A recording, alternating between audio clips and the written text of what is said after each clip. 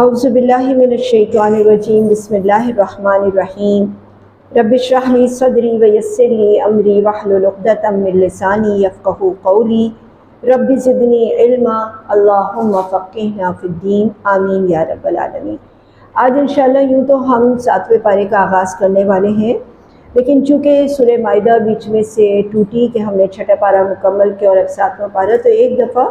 سورہ مائدہ کے اوپر سے ہم ایک تھوڑا سی اپنی نظر گزار لیتے ہیں۔ شریعت اور نفاذ شریعت، اس موضوع کے اوپر یہ ایک اہم ترین سورہ مبارکہ ہے۔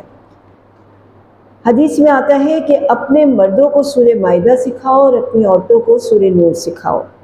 سورہ مائدہ کو اگر ہم ایک نظر میں دیکھتے ہیں تو قرآن کریم کا جو نزول ہوا نبی کریم صلی اللہ علیہ وسلم کے اوپر، وہ اس لیے ہوا تاکہ وہ ایک امت بپا کریں اور ایک اسلامی مملکت یا ریاست کی بنیاد رکھیں، اور اس قرآن کے ذریعے اس معاشرے کے اجتماعی تعلقات کو بھی بہتر کیا جائے اور آپس کے تعلقات کو بھی، یعنی 101 کے بھی ریلیشن اچھے ہوں اور پورے معاشرے میں جو ادارے قائم ہوں ان کے بھی ریلیشن اچھے ہوں، اور امتوں کے ساتھ تعلقات کو کیسے استوار کیا جائے، یعنی آپ کے قریب جو لوگ موجود ہیں، جو مملکتیں موجود ہیں، قبائل موجود ہیں، یہود و نصارہ موجود ہیں، ان کے ساتھ تعلق کی بنیاد کیا ہو، اور اس معاشرے کی جو روح کو رکھا گیا کہ یہاں پہ جو بھی ڈرائیو کیے جائیں گے احکامات وہ عقیدہ توحید سے کیے جائیں گے، اور اسی لیے یہاں پہ اعتقادی افکار یعنی تھاٹس کے بارے میں بہت ڈیٹیل گفتگو کی گئی ہے۔ خود جماعت مسلمہ کے سامنے اس کا اپنا تعارف دیا گیا، اپنی حقیقت کے بارے میں بتایا گیا کہ کیا طریقہ کار ہونا چاہیے، اور راستے میں جو رکاوٹیں ہیں، کانٹے ہیں یا گڑھے ہیں، ان سے کس طرح بچا جائے۔ اس کے ساتھ ہی عبادات اور شاعر اسلام یعنی اسلام کی جو نشانیاں ہیں وہ بھی بتائیں، حرام و حلال کا ذکر بھی فرمایا، اور یہ بھی فرمایا کہ اللہ تعالیٰ کے بتائے ہوئے احکام کو نہ ماننے والے فاسق، فاجر اور ظالم ہوں گے۔ پھر امت مسلمہ کے شان اور مقام کو بھی بتایا، اور اس کو ارض پہ یعنی ارض پہ اس کے حقیقی کردار کے بارے میں بتایا، اور اس کے ساتھ ایک اہم ترین آیت جو آیت نمبر 3 ہے وہ تکمیل دین کی ہے، الیوم اکملت لکم دینکم۔ بہرحال دین کے مکمل ہونے کا انکار یا دین کے ناقص ہونے کے بارے میں بات کرنا یہ کفر ہے، کہ ہم یہ سمجھیں کہ اسلام ایک مکمل دین نہیں ہے۔ تو لہٰذا یہ اس کا ایک چھوٹا سا جائزہ تھا جو اس وقت ضروری ہے کہ جب کہ ہم 7واں پارہ کر رہے ہیں تو سورہ مائدہ کے اوپر ایک نظر ڈال لیں۔ اس کے بعد اللہ سبحانہ وتعالی نے سورہ مائدہ کا جو 6 پارے کا بالکل آخری حصہ ہے وہ ہم نے کہا تھا کہ ہم 7ویں پارے کے ساتھ ملا کے پڑھیں گے، تو یہاں پہ فرمایا یقیناً اے ایمان والو، آیت نمبر 82 میں، اے ایمان والو آپ لوگ سب سے زیادہ اپنی دشمنی میں یہود اور نصارہ میں سے یہود کو پائیں گے اور مشرکین کو پائیں گے، اور ایمان والوں میں جو سب سے زیادہ قربت رکھنے والے ہوں گے،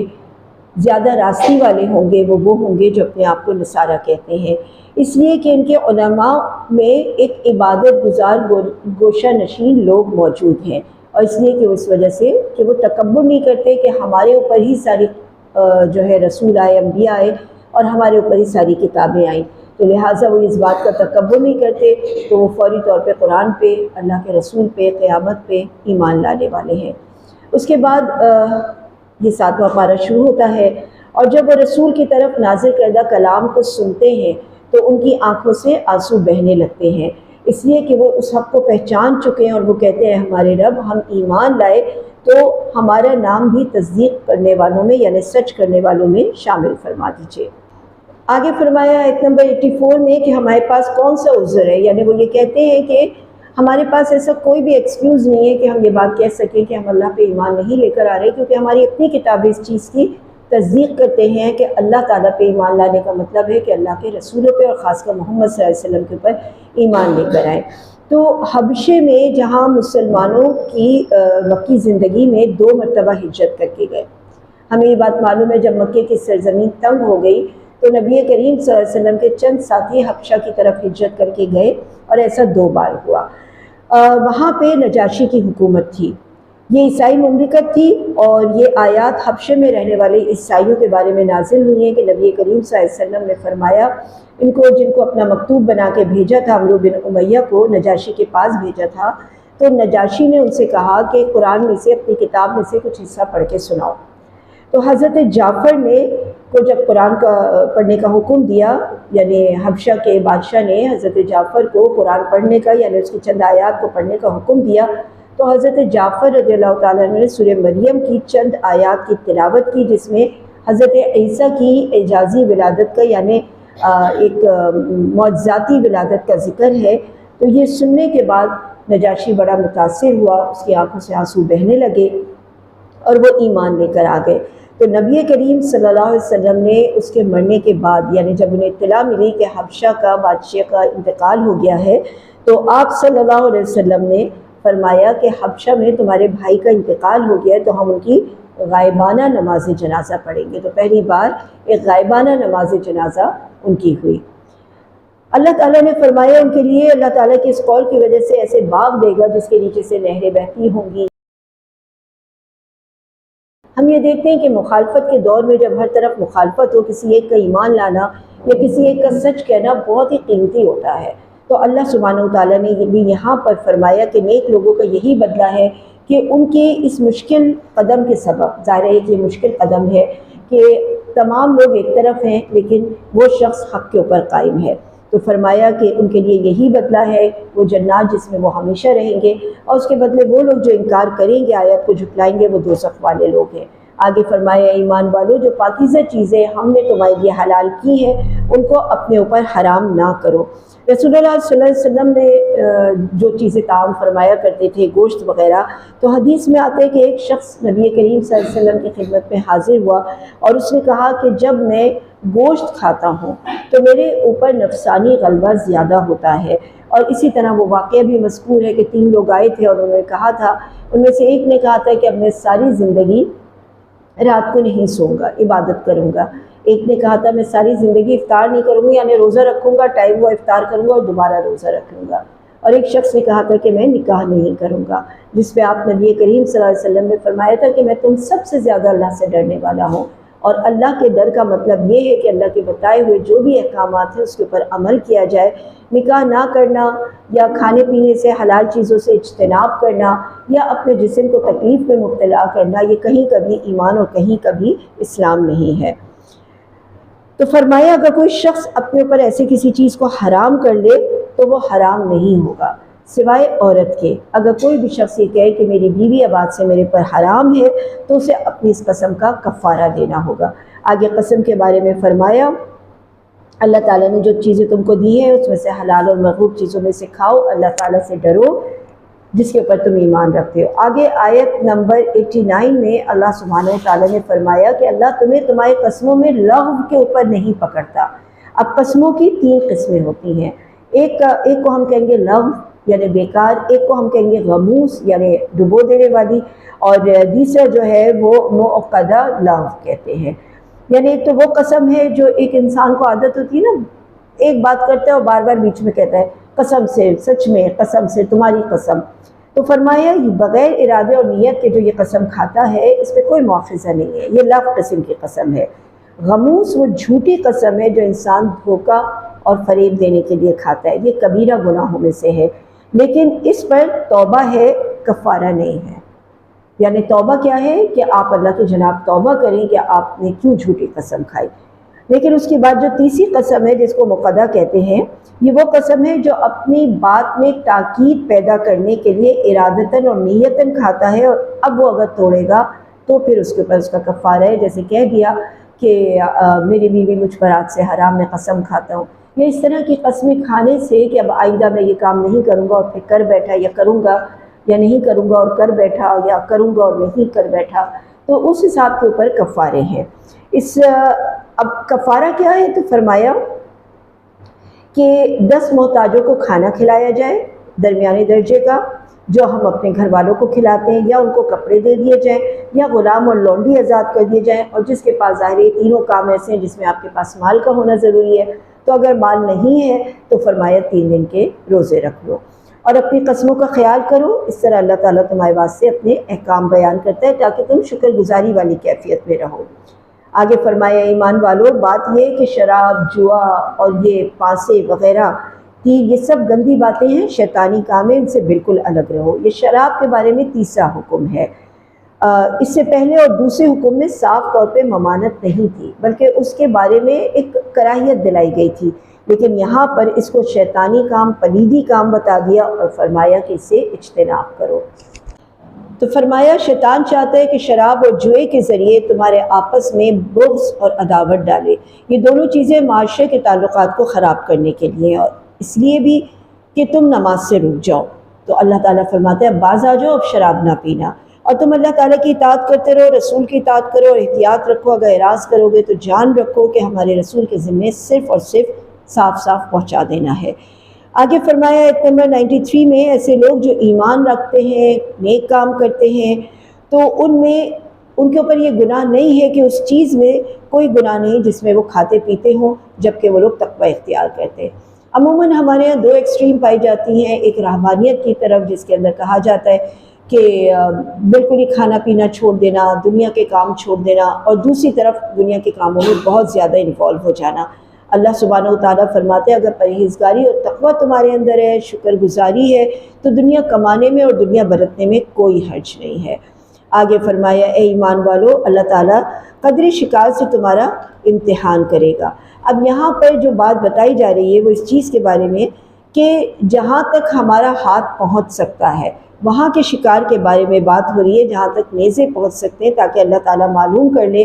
کہ کون تم میں سے بن دیکھے اللہ تعالیٰ سے ڈرتا ہے۔ کچھ ایسی چیزیں اللہ تعالیٰ نے احکام میں دی ہیں جو ہماری دسترس میں ہوتی ہیں، جو ہمارے ہاتھوں میں ہوتی ہیں، ہم وہ کام کر سکتے ہیں، ہماری اس کے اوپر ایک طرح سے کہہ لیجیے پہنچ ہوتی ہے۔ مثال کے طور پہ اس میں ایک مثال دی جاتی ہے کہ اگر کوئی خاتون یا کوئی شخص یہ کہے کہ میں تو جم نہیں جاتا، جم خانہ نہیں جاتا، یا میں شراب کھانے نہیں جاتا، یا میں فلاں جگہ پہ نہیں جاتا اس لیے کہ تمہارے پاس اتنے پیسے نہیں ہیں کہ تم وہاں کی ممبرشپ لے سکو۔ ہاتھ رکا جب پارسا ہو گئے ہم، نہیں ہے یہ پارسائی ہے تو ہے نارسائی، آپ تو کر ہی نہیں سکتے۔ اللہ تعالیٰ امتحان اس چیز میں لیتا ہے آپ کا جو چیز آپ کر سکتے ہیں۔ اگر آپ ہالی ووڈ اور بالی ووڈ والے سیلیبریٹیز نہیں ہیں تو آپ کے اپنے گھر میں جو شادیاں ہو رہی ہوتی ہیں اور اپنے گھر میں جو فنکشن ہو رہے ہوتے ہیں اس میں تو ہم اپنا بھرپور حصہ ڈال کے اپنی ان چیزوں کو انجوائے کرتے ہیں۔ تو اگر وہ تمام چیزیں اللہ کے احکام کے خلاف ہیں تو جس شخص کی جتنی کیپیسٹی ہے اس کیپیسٹی میں اس کو آزمایا جائے گا۔ تو فرمایا اللہ تعالیٰ ہمیشہ انہی چیزوں میں تمہاری آزمائش کرتا ہے جو تمہاری دسترس میں ہوتی ہے۔ اب یہاں پہ چونکہ احرام کی بات ہو رہی ہے تو فرمایا کہ وہ جانور جن کو تم ہاتھ سے پکڑ لیتے ہو یا تمہاری دسترس میں ہوتے ہو، یا دور کے جانور جس کے لیے تم تیر استعمال کرتے ہو، ان سب چیزوں کے لیے فرمایا کہ احرام کی حالت میں یہ منع ہے۔ اے ایمان والو، وحشی شکار کا قتل مت کرو جب تک کہ تم حالت احرام میں ہو، اور جو شخص تم میں سے جان بوجھ کر قتل کرے گا تو اس پر فدیہ واجب ہوگا اس جانور کے برابر، یعنی اگر وہ جانور 30,000 کا ہے، وہ جانور 50,000 کا ہے اور وہ مار دیا آپ نے اپنے احرام کی حالت میں، تو اسی جیسا جانور کا فدیہ دینا ہوگا۔ اب یہاں پہ یہ فرمایا کہ فدیہ واجب ہوگا جو کہ مساوی ہوگا اس جانور کے جس کے اس نے قتل کیا، اور جس کا فیصلہ تم میں سے 2 معتبر شخص کریں گے، یعنی ایک کمیٹی قائم کر دی جائے گی۔ خواہ وہ فدیہ خاص چوپایوں میں سے ہو جو نیاز کے لیے کعبے کی طرف جا رہے، خواہ کفارہ وہ مساکین کو دیا جائے، خواہ اس کے برابر روزے رکھ لیے جائیں۔ وہی ساری چیزیں ہیں کہ اگر روپے پیسے سے کفارہ دیا جا سکتا ہے تو دیا جائے، ورنہ پھر اپنے اوپر مشقت کر کے روزے رکھا جائے۔ آگے آیت نمبر 96 میں ایک اہم آیت ہے کہ احل لکم، حلال کر دیے گئے تمہارے لیے صید البحری، احل لکم صید البحری، تمہارے لیے پانی کے جو سمندر ہے ان کے تمام جانور، تمام شکار حلال کر دیے گئے، ان کا کھانا حلال ہے تمہارے فائدے کے واسطے اور مسافروں کے واسطے، اور خشکی کا شکار کرنا تمہارے لیے حرام قرار دے دیا۔ اب یہاں پہ تو بات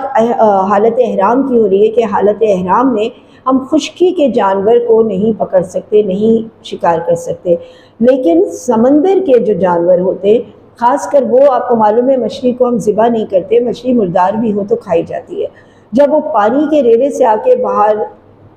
جو جگہ ہے سی شور وہاں پہ پڑ جاتی ہے تو مردہ ہی حالت میں ہوتی ہے، اس کو لے کے کھایا جا سکتا ہے سوائے اس کے کہ وہ سڑ نہ گئی ہو۔ اسی طرح مچھیرے جو بھی مچھلیاں پکڑتے ہیں اس کو جب اپنی شپ میں ڈالتے ہیں تو تھوڑی دیر بعد وہ مر جاتی ہیں،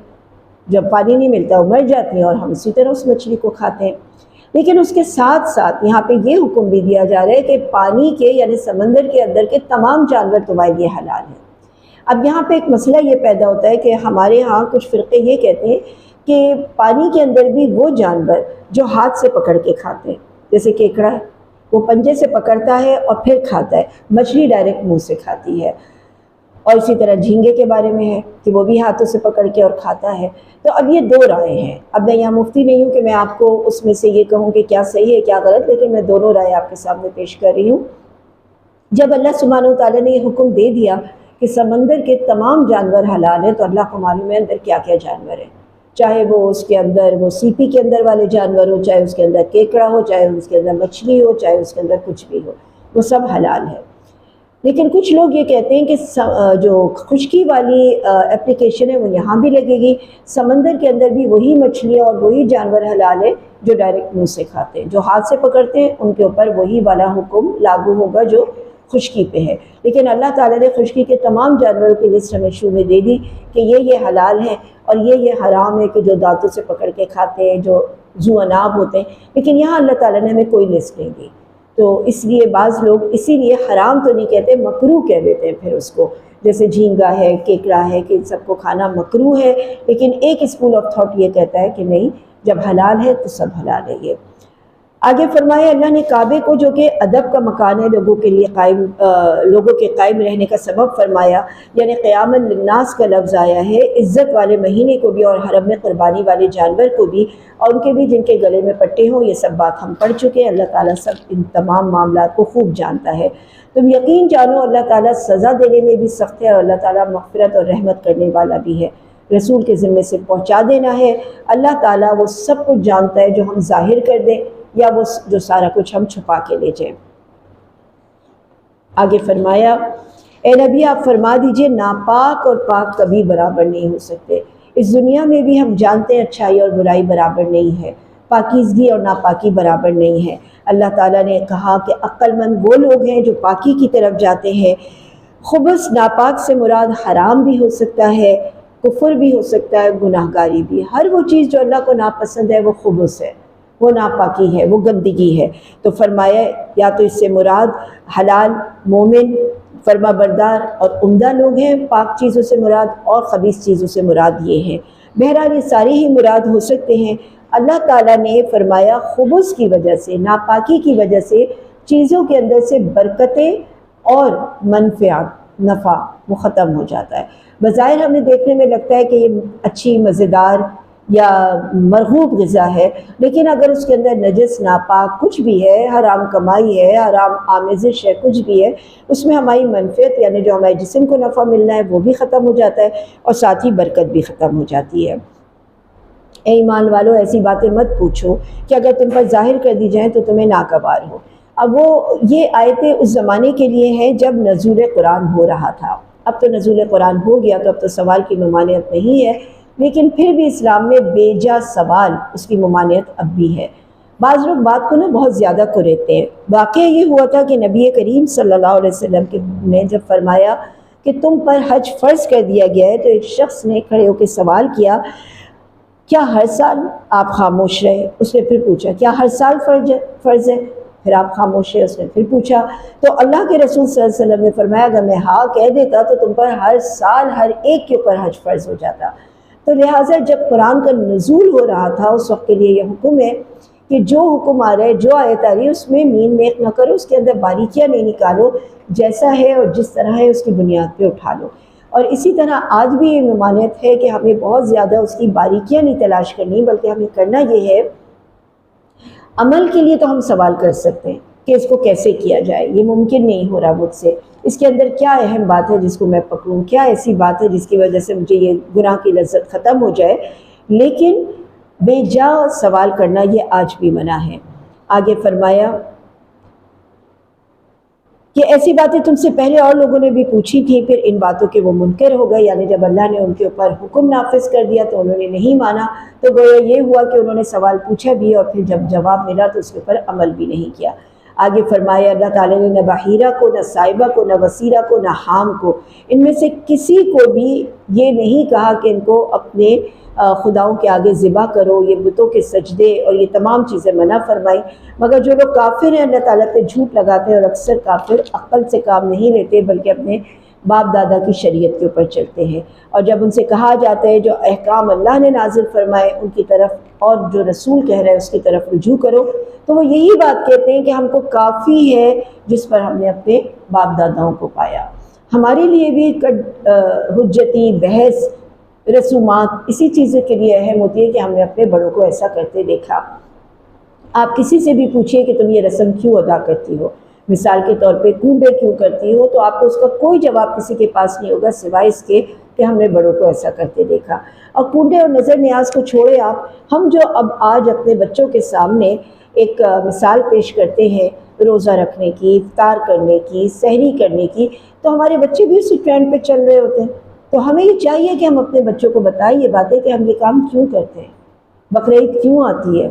ہم قربانی کیوں کرتے ہیں، کانسیپٹ ضرور دینے چاہیے، ورنہ یہ فقط رسومات رہ جائیں گی، اور جب یہ رسومات رہ جائیں گی تو اس کے اندر روح بلالی نہیں رہے گی، اس کے اندر جو ایک روحانیت ہے اس کی، اس سے وہ فارغ ہو جائے گا۔ تو فرمایا اے ایمان والو اپنی فکر کرو جب تم راہ راست پہ چل رہے ہو، تو جو شخص گمراہ ہے وہ تمہارا کوئی نقصان نہیں کر سکتا۔ اگر ہمارے لیے اپنے ویژن واضح ہوں، ہمارے لیے اپنی منزلیں واضح ہوں، تو کوئی کسی طرح بھی کچھ بھی کر رہا ہو، سارے لوگ بھی مل کے کر رہے ہوں، تو ہمیں اس کے اندر کوئی انٹرسٹ نہیں آئے گا، کیونکہ ہمیں معلوم ہے کہ ہماری منزل کیا ہے اور ہمارا ویژن کیا ہے۔ پھر فرمایا وصیت کے بارے میں یہاں بات آ رہی ہے، خاص کر ایسے وقت کہ جب انسان اپنے گھر سے باہر ہوتا ہے۔ تو فرمایا اگر آپس میں تم اس شخص کو گواہ بنا لو جب تم میں سے کسی کو موت آنے لگے اور وصیت کرنے کا وقت آ جائے، تو تم کچھ دیندار لوگ دیکھ کر مسجد میں سے، چاہے تم میں سے ہوں یا غیر قبیلوں میں سے ہوں، سفر میں ہو اور تمہیں موت کا خدشہ آ جائے اور تمہیں شبہ ہو کہ اب میں نہیں بچوں گا، تو نماز کے بعد ان کو روک لو، پھر وہ دونوں اللہ کی قسم کھائیں کہ وہ یہ بات بالکل صحیح تمہارے وارثوں تک پہنچا دیں گے۔ پھر اگر تمہیں ایسا لگے کہ یہ گواہ جو ہیں یہ کسی دنیاوی منفعت کی وجہ سے پھر رہے ہیں اپنی باتوں سے اور تمہارے پاس مہلت ہے، تو تم اگلے گواہ کر لو، جو ان دونوں کو کھڑا کرو اللہ کے سامنے، اور یہ دونوں گواہی دیں کہ وہ کسی قسم کی زیادتی نہیں کریں گے، تجاوز نہیں کریں گے، ورنہ وہ سخت ظالم ہوں گے۔ آگے آیت نمبر 108 میں فرمایا اللہ کے قرب کا ذریعہ ہے کہ واقعے کو ٹھیک طور کے اوپر ظاہر کیا جائے اور اس بات سے ڈرا جائے کہ ہم جھوٹی قسمیں یا جھوٹی باتیں ایک دوسرے کے اوپر نہ ڈالیں۔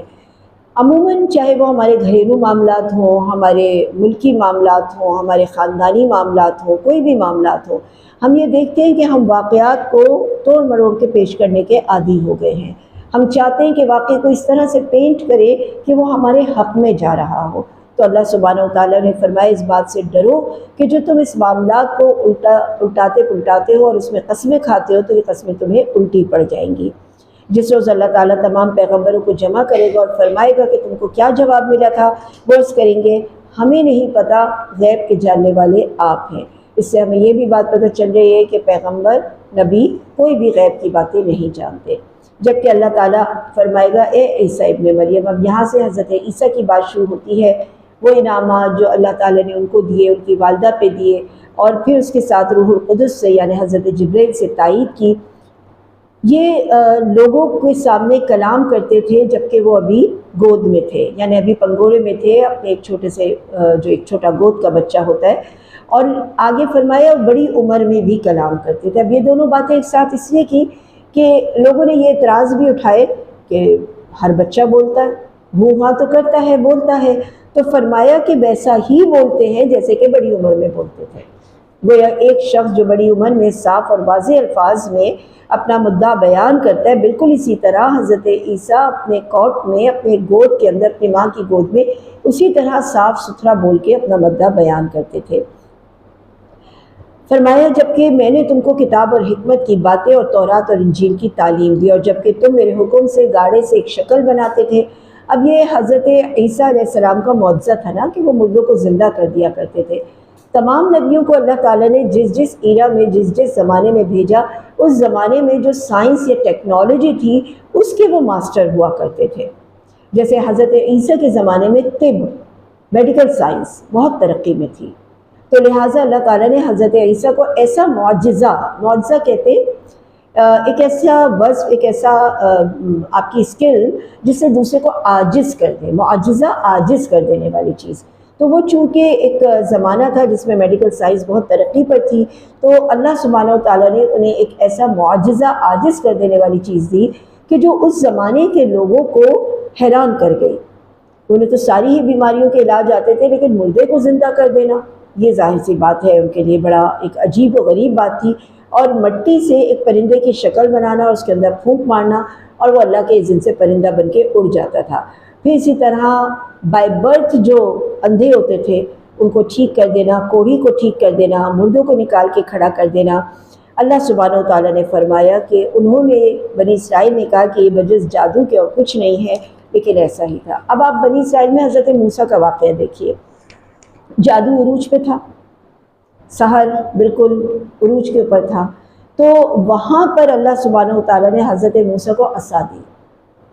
اب ان کا معجزہ کیا تھا کہ وہ بھی جادو جیسی چیزیں دکھا رہے تھے جبکہ وہ جادو نہیں تھا، اور وہاں کے جادوگر کو اچھی طرح معلوم تھا یہ جادو نہیں ہے، کہ یہ رسی جو سانپ بن گئی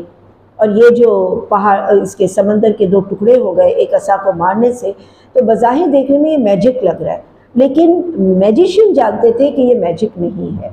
جیسے اگر آپ ڈاکٹر ہیں اور آپ کہیں پر بیٹھے ہیں اور کوئی دوسرا شخص پریٹینڈ کرے کہ وہ بھی ڈاکٹر ہے، لیکن 2-3 باتوں کے بعد وہ مار کھا جائے گا، آپ کو سمجھ آ جائے گا ڈاکٹر وغیرہ نہیں ہے، کہیں کمپاؤنڈری کی ہو تو کی ہو۔ سیم اگر آپ کوئی آرٹسٹ کے پاس بیٹھے ہیں اور آپ بات بتا رہے ہیں اس کو کہ میں بھی آرٹسٹ ہوں، وہ 2 باتیں آپ سے پوچھے گا، اینگلز کے بارے میں پوچھے گا، کلرز کے بارے میں پوچھے گا، آپ نہیں بتا پائیں گے۔ تو اسی طرح جو میجیشین ہوتے ہیں وہ میجیشین کو پہچانتے ہیں، وہ ان ساری چیزوں کو پہچانتے ہیں جو جادو کے لیے ضروری ہوتی ہے۔ لیکن جب انہوں نے حضرت موسیٰ کے یہ تمام میریکلز دیکھے، معجزات دیکھے، تو وہ سمجھ گئے یہ جادو نہیں ہے، یہ جادو سے بڑھ کے کوئی چیز ہے۔ تو اللہ سبحانہ و تعالیٰ نے ہمیشہ نبیوں کو جو بھی چیزیں دی ہیں وہ زمانے میں عاجز کر دینے والی چیزیں ہوتی تھیں۔ پھر اللہ سبحانہ و تعالیٰ نے فرمایا آیت نمبر 115 میں کہ میں وہ کھانا تم لوگوں پر نازل کرنے والا ہوں، جو شخص تم میں سے اس کے بعد ناحق شناسی کرے گا، یعنی پھر بھی حق کو نہیں قبول کرے گا، تو میں ایسا اس کو سزا دوں گا کہ وہ پورے جہان والوں میں اس کی کوئی مثال نہیں ہوگی۔ تو یہاں پہ اور وہ وقت بھی قابل ذکر ہے جب اللہ تعالیٰ فرمائے گا کہ اے عیسیٰ ابن مریم، کیا تم نے لوگوں سے یہ کہا تھا کہ مجھے اور میری ماں کو معبود بنا لو؟ ظاہر سی بات ہے کوئی بھی شخص جو پریچر ہو، جو نبی ہو یا کسی بھی قسم کا پریچ کرنے والا ہو، وہ کبھی بھی یہ نہیں کہتا کسی سے کہ تم میری پوجا کرنے لگو۔ یہ ہم بیوقوف لوگ ہوتے ہیں کہ کسی بھی بزرگ اور کسی بھی اس کا دامن پکڑ کے سمجھتے کہ بس اب ان کے دامن کو پکڑ کے ہی نجات ہوگی۔ بڑے بڑے آستانے ہوتے ہیں، بڑے بڑے پیروں کے مزار ہوتے ہیں، وہاں پہ جو شرک ہو رہا ہوتا ہے، جو بھی کچھ ہو رہا ہوتا ہے، اس کا اللہ تعالیٰ سے بھی شاید کوئی تعلق نہ ہو، اور جو فوت شدگان ہیں ان سے بھی تعلق نہ ہو۔ ہم جب یہاں پر جاتے ہیں مزاروں میں تو یہ وہ لوگوں کے مزار ہے کہ جنہوں نے توحید کے اوپر اپنی زندگیاں گزاری ہیں، لوگوں کو توحید کی تعلیم دی ہے، لیکن آپ دیکھیے کہ ان کے بعد، ان کے جانے کے بعد ان کے مزاروں کو شرک کے اڈے بنا لیے۔ وہاں جاتے ہیں، دعائیں مانگتے ہیں، اس کا ان سے کیا تعلق ہے؟ اگر قیامت کے دن ان سے اللہ سبحانہ و تعالیٰ پوچھے گا کیا تم نے لوگوں کو یہ دعوت دی تھی، تم نے لوگوں سے کہا تھا کہ شرک کرو؟ کہیں گے ہم تو تھے ہی نہیں اس دنیا میں اس وقت، ہم نے تو لوگوں کو توحید کی تعلیم دی تھی۔ اب یہ تو بعد کے لوگوں کی بات ہے کہ انہوں نے اس جگہ کو مزار بنا کے اور پوجا پاٹ شروع کر دی۔ تو حضرت عیسیٰ کو بھی یہ بات زیبا نہیں دیتی کہ وہ ایسی بات کہیں جس کو ان کو اللہ نے حق نہیں دیا تھا۔ آگے فرمایا آیت نمبر 117 میں نے تو ان سے اور کچھ نہیں کہا مگر وہی جو کہ مجھ سے کہا گیا تھا کہ اللہ کی بندگی اختیار کرو جو میرا بھی رب ہے اور تمہارا بھی۔ میں ان پر گواہ رہا جب تک میں ان میں رہا، اور جب آپ نے مجھے اٹھا لیا تو آپ جانتے خوب کہ انہوں نے کیا معاملات کیے شرک کے۔ اگر تو ان کو سزا دے تو یہ تیرے بندے ہیں، اور اگر تو ان کو معاف کر دے تو تو زبردست حکمت والا ہے۔ اللہ ارشاد فرمائے گا یہ وہ دن ہے کہ جو لوگ سچے ہیں ان کا سچا ہونا ان کے کام آئے گا، یعنی جو ایمان والے لوگ ہیں، جو سچے لوگ ہیں، ان کو باغ ملیں گے، نہریں ہوں گی، وہ اس میں ہمیشہ رہیں گے، اللہ ان سے راضی اور خوشی، اور یہ اللہ سے راضی اور خوشی یہ بڑی بھاری کامیابی ہے۔ اللہ تعالیٰ ہی کی سلطنت آسمان کی اور زمین کی اور ان چیزوں کی جو اس میں موجود ہے، اور وہ اللہ تعالیٰ ہر شے پر پوری قدرت رکھتا ہے۔ یہاں تک پہنچ کے الحمدللہ ہماری سورہ مائدہ ختم ہوئی، اور اس کے بعد ہم سورہ انعام کو شروع کرتے ہیں۔ اعوذ باللہ من الشیطان الرجیم، بسم اللہ الرحمن الرحیم۔ پہلے سورہ انعام ایک نظر میں ہم دیکھ لیتے ہیں۔ افضل صورتوں میں سے ایک صورت ہے، اور اس دور میں قرآن کی ایک اہم،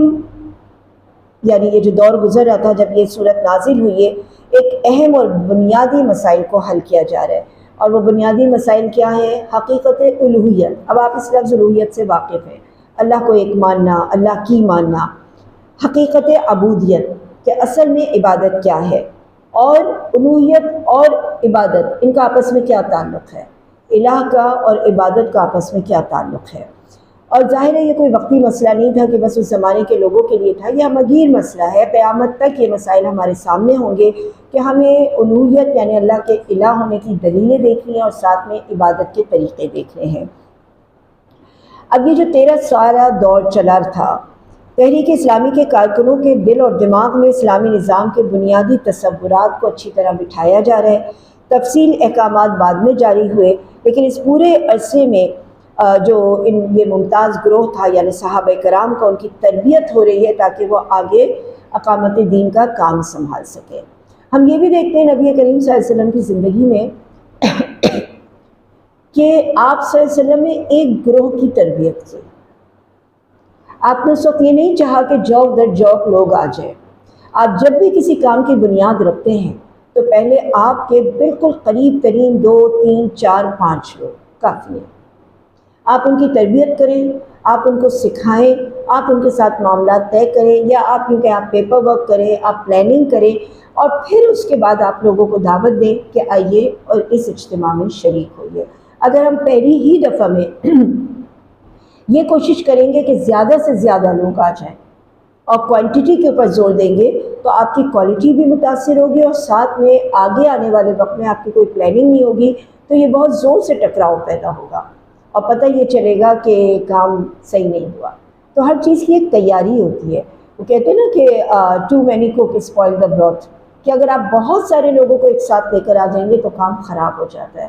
تو پہلے پلاننگ کیجئے 2 3 لوگوں سے، پھر آہستہ آہستہ اپنا دائرہ وسیع کیجئے۔ آپ نبی کریم صلی اللہ علیہ وسلم نے بھی اپنے 4 صحابہ سے اس کام کا آغاز کیا، اور آہستہ آہستہ پرکھ کر پھر صحابہ کرام اس دائرے میں تشریف لاتے رہے۔ اس طریقہ کار میں ایک حکمت ہے کہ اللہ سبحانہ و تعالیٰ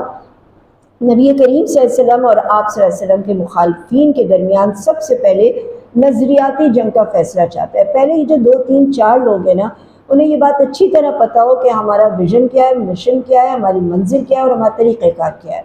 ہمیں مقابلہ کس سے کرنا ہے، کون ہمارے دشمن ہوں گے، کون ہمارے دوست ہوں گے، کیا ہمارے اصول ہوں گے، اور کس طرح یہ کمپنی چلے گی۔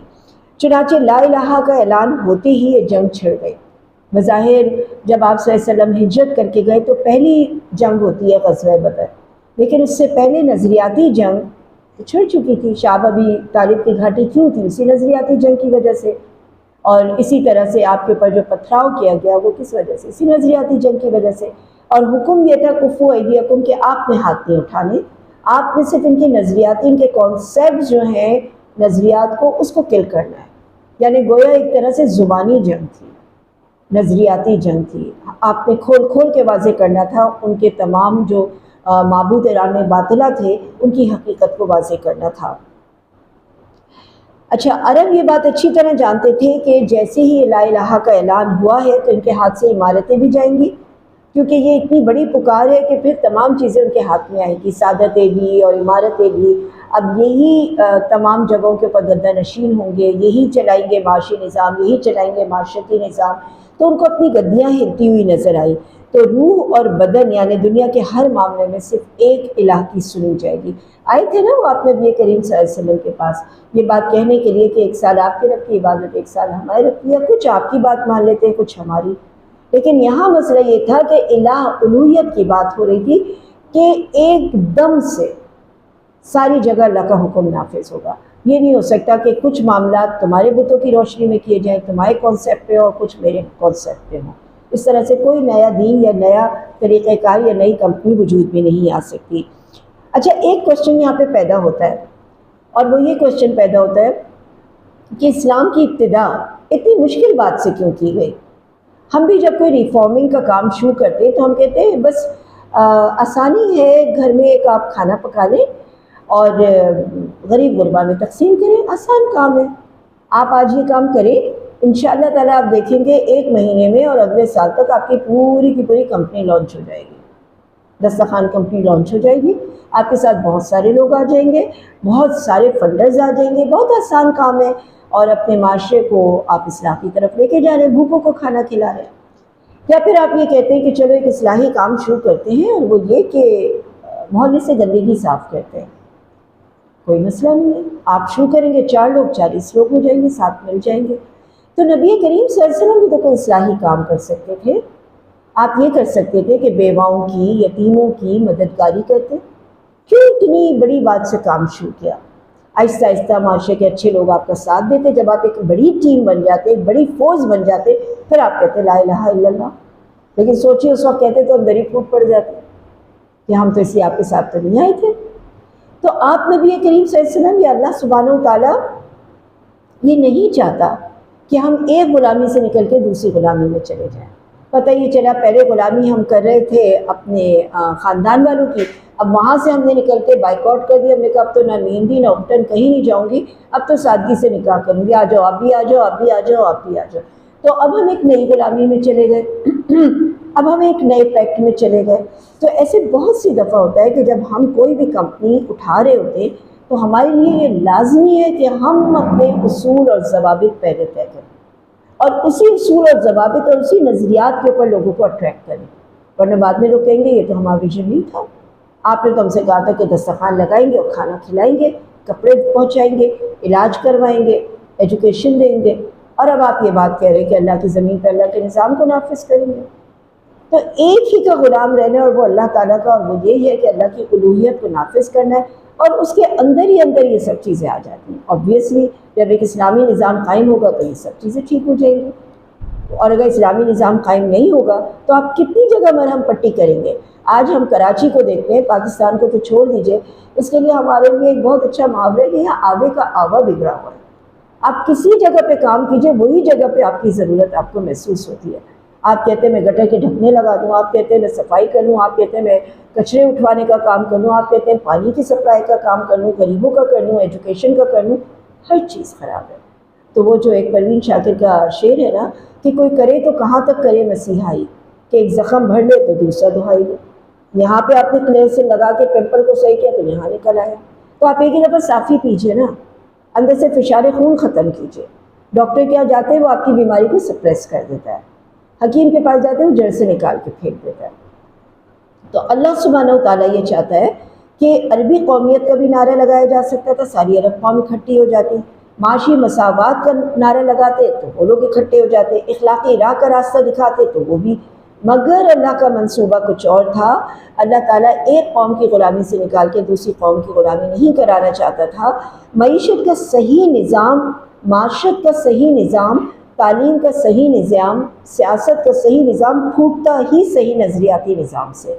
پہلے اپنے کانسیپٹ، اپنے عقیدے کو درست کرو۔ تو اچھے اخلاق اور ٹھوس کردار کی تعمیر صرف عقیدے کی بنیاد پہ ہو سکتی ہے، اور پھر اس کے بعد اس عقیدے کا اثر صرف عرب ممالک یا مسلم معاشرے پہ نہیں ہوگا، بلکہ پوری انسانیت اس سے فائدہ اٹھائے گی۔ اس نظریے کی جڑ پہلے دل کے اندر اتاری جاتی ہے، پھر دل اور ذہن اسلامی احکام کو قبول کرتے ہیں، بلکہ قبول نہیں کرتے، آمادہ نہیں ہوتے، طالب ہو جاتے کہ اب ہمیں یہی چاہیے، کیونکہ یہ بہترین چیز ہے۔ دین ایک عملی اور متحرک پروگرام ہے۔ یہ میں ہمیشہ کہتی ہوں یہ انسٹیٹیوٹ کے اندر بیٹھ کر، مسجدوں کے اندر بیٹھ کے سیکھنے کا نہیں ہوتا۔ اب آپ کو میں یہاں کتنی خلافت سکھا دوں، کتنے آپ کو اچھا اقتصادی نظام سکھا دوں، معاشرتی نظام سکھا دوں، معیشت کا نظام سکھا دوں، ایگزسٹ تو کرتا ہی نہیں ہے، تو کہیں بھی نہیں۔ اور یہاں کسی بچے کو ہم نہیں سکھاتے کرپشن، بے ایمانی، جھوٹ، جمہوریت، مگر وہ سیکھ رہے کیونکہ معاشرے میں یہی ایگزسٹ کرتا ہے۔ تو اسلام ہمیشہ اللہ سبحانہ و تعالیٰ فرماتا ہے غالب ہونے کے لیے اور ایگزسٹ کرنے کے لیے ہے، صرف کتابوں کی حد تک پڑھنے کے لیے نہیں ہوتا۔ ہم کتابوں میں کوئی اور دنیا پڑھتے ہیں اور گھر سے باہر کسی اور دنیا کو دیکھتے ہیں۔ آپ میں سے کسی نے بھی اپنے بچوں کو ڈیموکریسی سکھائی ہے؟ نہیں سکھائی ہوگی، لیکن انہیں اچھی طرح معلوم ہے ووٹ کیا ہوتا ہے، کس طرح دیا جا رہا ہے، کیسے ہو رہا ہے۔ آپ نے اپنے بچوں کو کبھی بھی بے ایمانی نہیں سکھائی ہوگی، لیکن اگر وہ 2 دفعہ دکان والے نے اس سے 5 روپے کا نوٹ دے کے 2 روپے کی چیز پہ 3 روپے واپس نہیں کی تو اسے بے ایمانی سیکھ لے گا۔ وہ اسے پتہ ہے کہ مجھے اب کس طرح سے اس سے بدلہ لینا ہے۔ تو معاشرے میں جو اصول رائج ہوتے ہیں اس سے انسان سیکھتا ہے۔ تو لہٰذا فرمایا کہ پھر وہ اس کے طالب ہو جاتے ہیں، مانگنے لگتے ہیں۔ تو یہ ایک عملی اور متحرک پروگرام ہے جو انسانی زندگی کے مسائل کو حل کرتا ہے، اور ضروری ہے کہ سب سے پہلے ایک ایسا معاشرہ قائم کیا جائے جو اس نظریے کو دل سے قبول کرے، اور پھر اس کی قانون سازی کی جائے اور اس کے پیچھے قوت نافذہ ہو، یعنی ایک ایسی پاور ہو جو اس کو ان کا نفاذ کرے۔ ونس نفاذ ہو جائے گا تو سب کو سمجھ آ جائے گا کہ یہ کام ایسے ہوتا ہے، یہ کام ایسے ہوگا، اس طرح سے یہ کام پورا ہوگا، اس طرح سے یہ کام ادھورا ہوگا۔ وہ اوپر سے ایک زور ہوتا ہے کہ یہ کام ایسے کیا جائے۔ آج ٹریفک پولیس جب ہمیں روکتا ہے تو ہمیں اب اچھی طرح جو بھی ڈرائیو کرتا ہے اسے اچھی طرح معلوم ہے کہ وہ کالے شیشے کر کے نہیں چل سکتا، وہ بیلٹ باندھے بغیر نہیں چل سکتا، وہ کال پہ بات کرتے ہوئے ڈرائیو نہیں کر سکتا۔ تو اس کے پیچھے قوت نافذہ ہے کہ جیسے وہ یہ کام کرے گا پکڑا جائے گا، اور پکڑا جائے گا تو ہیویلی چارج بھی کیا جائے گا، تکلیف بھی اٹھائی جائے گی، غلط پارکنگ کر دی گاڑی بھی اٹھائی جائے گی۔ تو جب تک اس کی امپلیمنٹیشن نہ ہو رہی ہو نا، اگر لوگ یہ کہتے رہے کہ اگر آپ نے غلط گاڑی پارک کی تو آپ کی گاڑی اٹھا لی جائے گی، اور کبھی نہ اٹھائیں، تو میں کب کیوں کروں گی صحیح پارکنگ، جہاں مرضی بیچ راستے میں گاڑی روک دوں۔ اسی طرح اگر کہا جائے کہ یہ جرم ہے کہ ٹیلی فون پہ بات کرتے ہوئے آپ موبائل یوز کریں اور ڈرائیو کر رہے ہو، لیکن کبھی مجھے کوئی نہ پکڑے، تو میں کیوں بات کرنا چھوڑوں گی؟ قرآن اور حدیث تو نہیں ہے نا کہ میرے دل میں اللہ کا خوف ہو اور میں یہ چھوڑ دوں گی۔ تو قوت نافذہ یعنی اس کی امپلیمنٹیشن پاور ضروری ہے۔ تو پہلے فکری اصلاح ہو اور اس کے بعد قانون بنایا جائے۔ اور جو یہ غیر متحرک اور جامع ایمان ہوتا ہے، یہ متحرک یعنی ایکٹیو جاہلیت کے آگے بودا ہو جاتا ہے۔ جاہلیت ایکٹیو ہے اور ہم ڈومیننٹ ہیں، ہمارا کوئی نظام اس وقت ایگزسٹ نہیں کرتا، جبکہ جو جاہلیت کا نظام ہے وہ سارا کا سارا ایگزسٹ کرتا ہے۔ اب یہ تو ایک نظر تھی جو ہم نے اس کے اوپر ڈالی۔ اب انشاءاللہ تعالی ہم اس کا آغاز کرتے ہیں سورہ انعام کا، آیت با آیت۔ سب سے پہلے 1 سے 3 میں اللہ تبارک و تعالیٰ کی صفات کا بیان فرمایا، آسمانوں اور زمین کو پیدا کیا، تاریکیاں بنائی، نور بنایا۔ تو جو لوگ بھی اللہ سبحانہ و تعالیٰ کے خلاف کسی اور کو کھڑا کرتے ہیں، اللہ تعالیٰ نے فرمایا اس نے تمہیں مٹی سے بنایا، تمہارے لیے خاص وقت مقرر کیا، وہی معبودان برحق ہے، وہی معبود برحق ہے، آسمانوں اور زمین میں اور زمینوں کا بھی تمہارے پوشیدہ احوال کو جانتا ہے، جو عمل کرتے ہیں اس سے واقف ہے۔ آیت نمبر 4 سے 11 میں مشرکین مکہ کے لیے عذاب کی دھمکی دی جا رہی ہے۔ اس کے اندر یہ بات بتائی جا رہی ہے کہ لوگ اقتدار میں آ کر یہ بات بھول جاتے ہیں کہ اقتدار انہیں اللہ کی مرضی سے ملا ہے۔ تو لہٰذا ان آیات میں یہ بات بتائی گئی کہ انہوں نے سچی کتاب کو جھٹلایا جو ان کے پاس پہنچی، اور جو بھی خبر ان کے پاس اللہ کے پاس سے آتی ہے اس کا مذاق اڑاتے ہیں۔ آیت نمبر 6 میں اللہ سبحانہ و تعالیٰ نے فرمایا کہ ان سے پہلے کتنی جماعتوں کو ہلاک کیا، کسی کے نیچے زلزلے دیے، کسی کو بارشوں کے ذریعے ہلاک کیا، اور کسی کو ایک قوم کو ہٹا کے دوسری قوم کو لے کر آیا۔ اور پھر فرمایا کہ اگر یہ لوگ جو آپ سے نشانیاں مانگتے ہیں، اگر کاغذ پہ لکھے ہوئے قرآن بھی ان کے آگے اتار دیے جائیں اور قرآن کو بھیجنے والا بھی ان کے سامنے آ جائے، تو وہ یہی کہیں گے کہ یہ سری جادو ہے۔ اور یہ لوگ کہتے ہیں ان کے پاس کیوں نہیں کوئی فرشتہ آیا؟ اگر اللہ تعالیٰ فرشتے بھیجنے لگے نا تو پھر تو قصہ ہی تمام ہو جائے، جو اس سے پہلے کے نبیوں کے ساتھ ہوا، کہ جب اس زمانے میں جن ان لوگوں میں کے درمیان نبی ہوا کرتے تھے ان کے ساتھ ساتھ فرشتے عذاب لے کر اترا کرتے تھے۔ اب نبی نہیں ہے تو فرشتے بھی وہ والا عذاب نہیں لے کر آئیں گے جس سے پوری کی پوری قوم جو ہے نیست و نابود ہو جائے۔ پھر فرمایا کہ اے نبی آپ ان لوگوں سے کہہ دیجئے کہ ذرا زمین میں چل پھر کر دیکھو۔ آیت نمبر 11 میں فرمایا چل پھر کر دیکھو، یعنی سیرو فی الارض، زمین میں اس لیے چلو پھرو، لوگوں کے پاس اس لیے جاؤ تاکہ تمہیں پتہ چلے کہ تم سے پہلے کے لوگ جو نافرمان تھے ان کا کیا انجام ہوا، اور جو فرما بردار تھے ان کا کیا انجام ہوا۔ آیت نمبر 12 سے 13 میں اللہ سبحانہ و تعالیٰ نے فرمایا اپنی رحمت کے بارے میں کہ جو کچھ آسمان اور زمین میں یہ سب اللہ کی ملکیت ہے، اور اللہ نے مہربانی کو اپنے اوپر لازم فرمایا، رحم کو اپنے اوپر لازم فرمایا۔ اللہ سبحانہ و تعالیٰ قیامت کے دن ان سب کو جمع کرے گا تو لوگوں کو محسوس ہوگا کہ انہوں نے ایمان لا کے گھاٹے کا سودا نہیں کیا۔ اللہ ہی کے ملک میں ہے جو رات میں ہے اور جو دن میں ہے، وہ بڑا سننے والا اور جاننے والا ہے۔ آیت نمبر 14 اس سے لے کر 18 تک اللہ تعالیٰ اہل حق جو ہوتے ہیں نا، اللہ تعالیٰ کا دامن نہیں چھوڑتے۔ آپ کو حکم ہوا ہے کہ بربراہ حق کا اظہار کریں۔ تو یہاں پہ آیت نمبر 14، 15، 16، 18، 19 میں نبی کریم صلی اللہ علیہ وسلم کی صداقت کی گواہی وغیرہ شامل ہے۔ فرمایا کہہ دیجئے اللہ کے سوا جو آسمان اور زمین میں پیدا کرنے والا ہے تو کوئی اور ہے، جو کھانے کو دیتا ہے وہ کون ہے؟ اللہ تعالیٰ کے علاوہ کیوں تم پھر کسی اور کو معبود قرار دیتے ہو؟ آپ فرما دیجئے اے نبی کہ مجھے یہ حکم ہوا ہے کہ میں سب سے پہلے اسلام قبول کروں اور مشرکین میں سے نہ ہو جاؤں، رب کا کہنا مانوں، اور جس شخص سے اس روز عذاب ہٹا دیا جائے اس پر اللہ نے بڑا رحم فرمایا، اور یہ صحیح کامیابی ہے۔ اگر اللہ تعالیٰ تم کو کوئی تکلیف پہنچائے تو اس کو دور کرنے والا اللہ کے علاوہ بھی کوئی نہیں ہے۔ اللہ تعالیٰ چاہے تو ہمیں بھلائی پہنچائے، اللہ تعالیٰ چاہے تو ہمیں تکلیف پہنچائے، یہ تمام چیزیں اللہ کے ہاتھ میں ہیں، وہ اس کے ہاتھ میں پوری قدرت ہے، اور وہی ہے جو اپنے بندوں کے اوپر غالب اور برتر ہے، حکمت والا اور باخبر ہے۔ اے نبی آپ کہہ دیجئے کہ سب سے بڑی چیز گواہی دینے کے لیے کون ہے؟ تو اللہ تعالیٰ فرماتا ہے میں خود ہوں، میں خود اپنی توحید کی گواہی دے رہا ہوں، اور میری گواہی کافی ہے تم لوگوں کے اوپر۔ کیا تم سچ مچ یہی گواہی دو گے کہ اللہ تعالیٰ کے سوا کچھ اور معبود بھی ہیں؟ تو اے نبی آپ کہہ دیجئے میں تو گواہی نہیں دیتا، میرے لیے تو ایک اللہ کی ذات کافی ہے۔ آپ فرما دیجئے وہی ایک معبود ہے، بے شک میں تمہارے شرک سے بیزار ہوں۔ جن لوگوں کو ہم نے کتاب دی وہ رسولوں کو پہچانتے ہیں۔ جو کوئی بھی کتاب کا تھوڑا بہت بھی مطالعہ کرتا ہے قرآن کا، وہ پہچان لیتا ہے کہ یہ فطرت کے قریب ہے، اور یہ ایک ایسی ذات کی طرف سے جو ہم سب کا مالک ہے، وہ اس کو ایسے پہچانتے تھے۔ وہ اپنی کتابوں کو ایسے پہچانتے تھے جیسے اپنے بیٹوں کو پہچانتے ہیں، جیسے کوئی تردد ہی نہیں ہے اس بات پہ کہ یہ میری اولاد ہے، اس طرح سے بالکل یہ کہ ہاں اللہ کی طرف سے کتاب ہے۔ جن لوگوں نے اپنے آپ کو گھاٹے میں ڈالا وہ لوگ ایمان نہیں لاتے، اور شخص سے زیادہ بے انصاف کون ہے جو اللہ کے اوپر جھوٹ باندھے یا اللہ تعالیٰ کی آیت کو جھٹلائے، اس کے اندر کجی پیدا کرے، اس کے اندر شکوک و شبہات پیدا کرے۔ ساتھ ہی فرمایا کہ وہ وقت بھی یاد کرو جب کہ ہم قیامت کے دن ان سب کو جمع کریں گے، اور پھر پوچھیں گے کہاں ہیں تمہارے وہ معبود جن کا تم نے اس دنیا میں کہاں مانا؟ تو اس روز ان سے سارے معبود ناحق جو ہے وہ کھو جائیں گے۔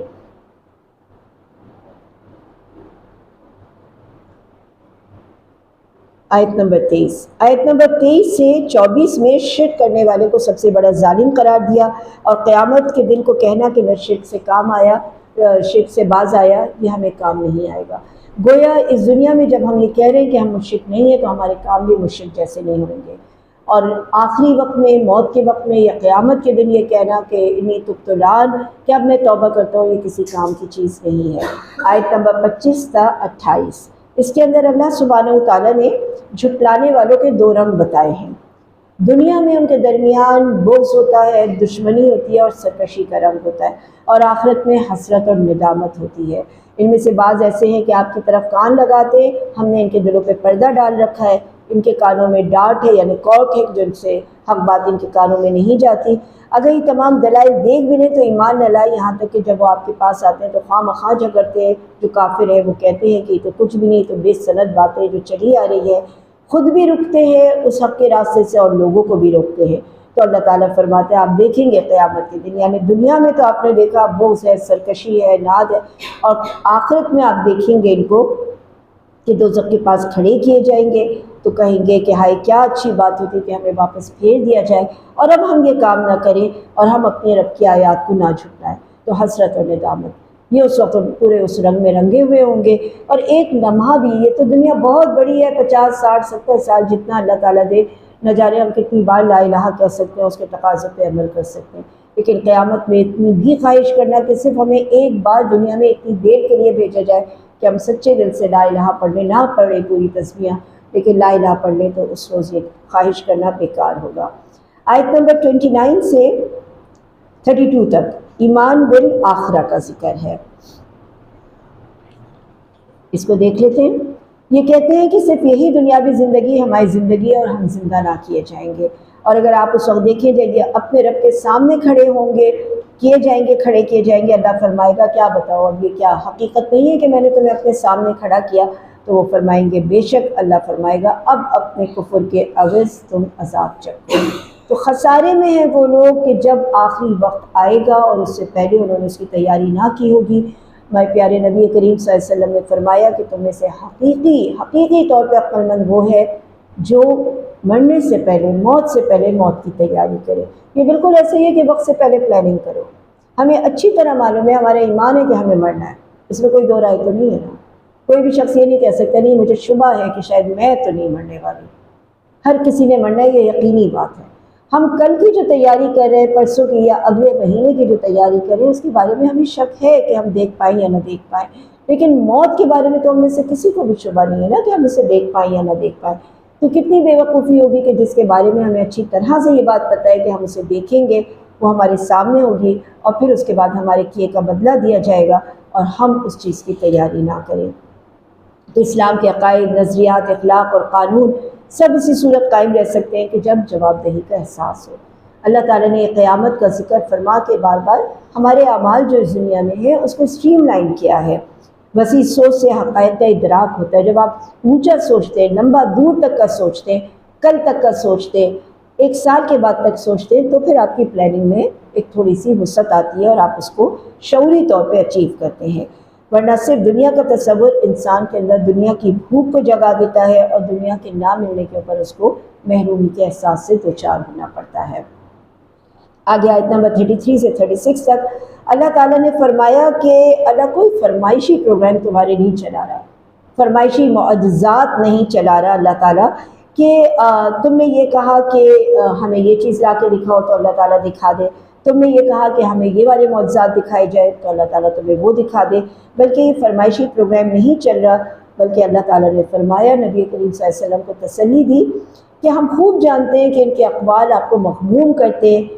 یہ لوگ آپ کو جھوٹا سمجھتے ہیں، لیکن ظالم تو اللہ کی آیتوں کا انکار کر رہے ہیں۔ در حقیقت یہ آپ کو نہیں کہہ رہے جھوٹے ہیں، بلکہ یہ اللہ کی آیات کو جھٹلا رہے ہیں۔ آیت نمبر 34 میں فرمایا کہ آپ سے پہلے بھی بہت سے نبی ایسے گزر چکے ہیں کہ انہوں نے ایسے معاملات پہ صبر کیا، ان کی تکذیب کی گئی، ان کو تکلیفیں پہنچائی گئیں، یہاں تک کہ اللہ کی مدد ان کو آ پہنچی۔ اور اللہ تعالیٰ کے احکام بدلنے والے نہیں۔ آپ کے پاس بعض پیغمبروں کی خبریں آئی ہیں اور بعض کی نہیں آئی، لیکن ان سب لوگوں نے اللہ کے راستے میں صبر کیا، اور آسمان اور زمین میں تمام کی تمام چیزیں اللہ نے ان کو مدد کے لیے دی۔ آگے فرمایا کہ نبی کریم صلی اللہ علیہ وسلم کو تھوڑی سی سرزنش کی کہ اچھا اگر آپ کو گراں گزرتا ہے ان کی باتیں، ان کی حرکتیں، آپ بہت ہی زیادہ غم زدہ ہو رہے، تو آپ اپنے اسباب آزما لیجیے، آسمان تک سیڑھی لگائیے، جائیے، جھانک کے آئیے کہ آپ کی قسمت پہ کیا لکھا ہوا ہے۔ تو دنیا میں جب ہم کسی کے بھی برائی کا شکار ہوتے ہیں نا، تو ہمارے دل میں یہ ہوتا ہے کہ بس جلد از جلد اس کو بدلہ ملے، اس نے میرے ساتھ غلط کیا۔ تو اللہ تعالیٰ کہتے ہیں تم میں صبر نہیں ہے، تم میں صبر ہوتا تو ضرور تم ایک دن، 2 دن، 1 سال، 10 سال بعد ضرور اس چیز کو دیکھ لیتے۔ اگر تمہیں جلدی ہے تو تم خود کو سبیل پیدا کرو آسمان میں، اور اپنی 10 سال بعد والی قسمت کو خود ڈھونڈ کے لے کر آ جاؤ۔ تو اللہ تبارک و تعالیٰ نے یہاں پہ فرمایا آپ نادانوں میں سے مت ہو جائیے۔ وہی لوگ جو قبول کرتے ہیں وہ سنتے ہیں، وہ قرآن کو غور سے سننا، اللہ کی آیات کو غور سے سننا وہ لوگ کرتے ہیں کہ جو زندوں میں ہوتے ہیں۔ مردوں کو اللہ تعالیٰ جب زندہ کر کے اٹھائے گا تو انہیں بات کا پتہ چل جائے گا کہ انہوں نے کیا کیا کہنا چاہیے کہ مس کر دیا، کیا کیا چیزوں کو انہوں نے وقت نہیں دی، حیثیت نہیں دی۔ آیت نمبر 36 سے 38 میں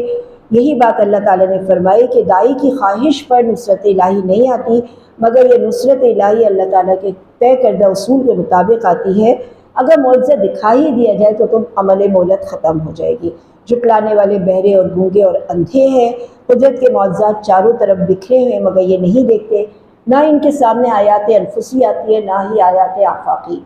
آیات انفسی کیا ہوتی ہے کہ انسان اپنے اندر، اپنے نفس کے اندر جھانک کے اللہ تعالیٰ کو تلاش کرے، اپنے آپ کو، اور پورا دیکھنے کی بھی اپنے آپ کو ضرورت نہیں ہے کہ اپنی آنکھ پہ غور کر لے، کہ اپنی انگلیوں پہ غور کر لے، انگلیوں کی پوروں پہ غور کر لے، لائنز پہ غور کر لے، چھوٹی چھوٹی چیزیں جو آپ کے جسم کے ساتھ پیوست ہیں ان پہ غور کر لے کہ کتنے کام کی چیز ہے۔ ایک عام سی مثال دی جاتی ہے کہ جب آنکھ میں ایک دانہ نکل آئے، یا یہاں سے کوئی ایک چیز کھنچ جائے اور یہاں پہ ایک تھوڑے پھنسی نکل آئے، یا انگلی میں کوئی کٹ لگ جائے اور آپ اس انگلی کو چھوڑ کے باقی کام کر رہے ہو، تو آپ کو پتہ چلے گا یہ انگلی کتنے کام کی تھی۔ ابھی تو لگتا ہے 5 انگلیاں ہیں، کسی کی 2 ہوتی ہیں، کسی کی 3 ہوتی ہیں، لیکن اگر آپ کو جس کو عادت ہے 5 انگلیوں سے کام کرنے کی، اگر اس کی ایک انگلی میں پٹی بندھی ہو یا انگوٹھے میں بندھی ہوئی، آپ سے کام کرنا بڑا مشکل ہو جاتا ہے۔ تو فرمایا یہاں پہ کہ آیات انفسی اور آیات آفاقی، آسمان، زمین، بارش کا برسنا، لوگوں کا پیدا ہونا، لوگوں کا مرنا، یہ تمام چیزیں آیات آفاقی ہیں، اور جن لوگوں کی فطرت میں فساد ہوتا ہے وہ ترقی یافتہ زندگی یعنی آگے کی طرف بڑھنے والی زندگی کے اہل ہی نہیں ہوتے، اور جس نے جس راستے کی کوشش کی اللہ تعالیٰ فرماتا ہے کہ اس کو وہی راستہ عطا کیا جائے گا۔ تو فرمایا آیت نمبر 39 میں جو لوگ ہماری آیتوں کا انکار کرتے تو وہ جو کفر اور شرک کے اندھیرے اس میں بہرے اور گونگے ہو رہے، اللہ جسے بے راہ کر دے اور جس کو چاہے سیدھے راستے پہ دے۔ آگے فرمایا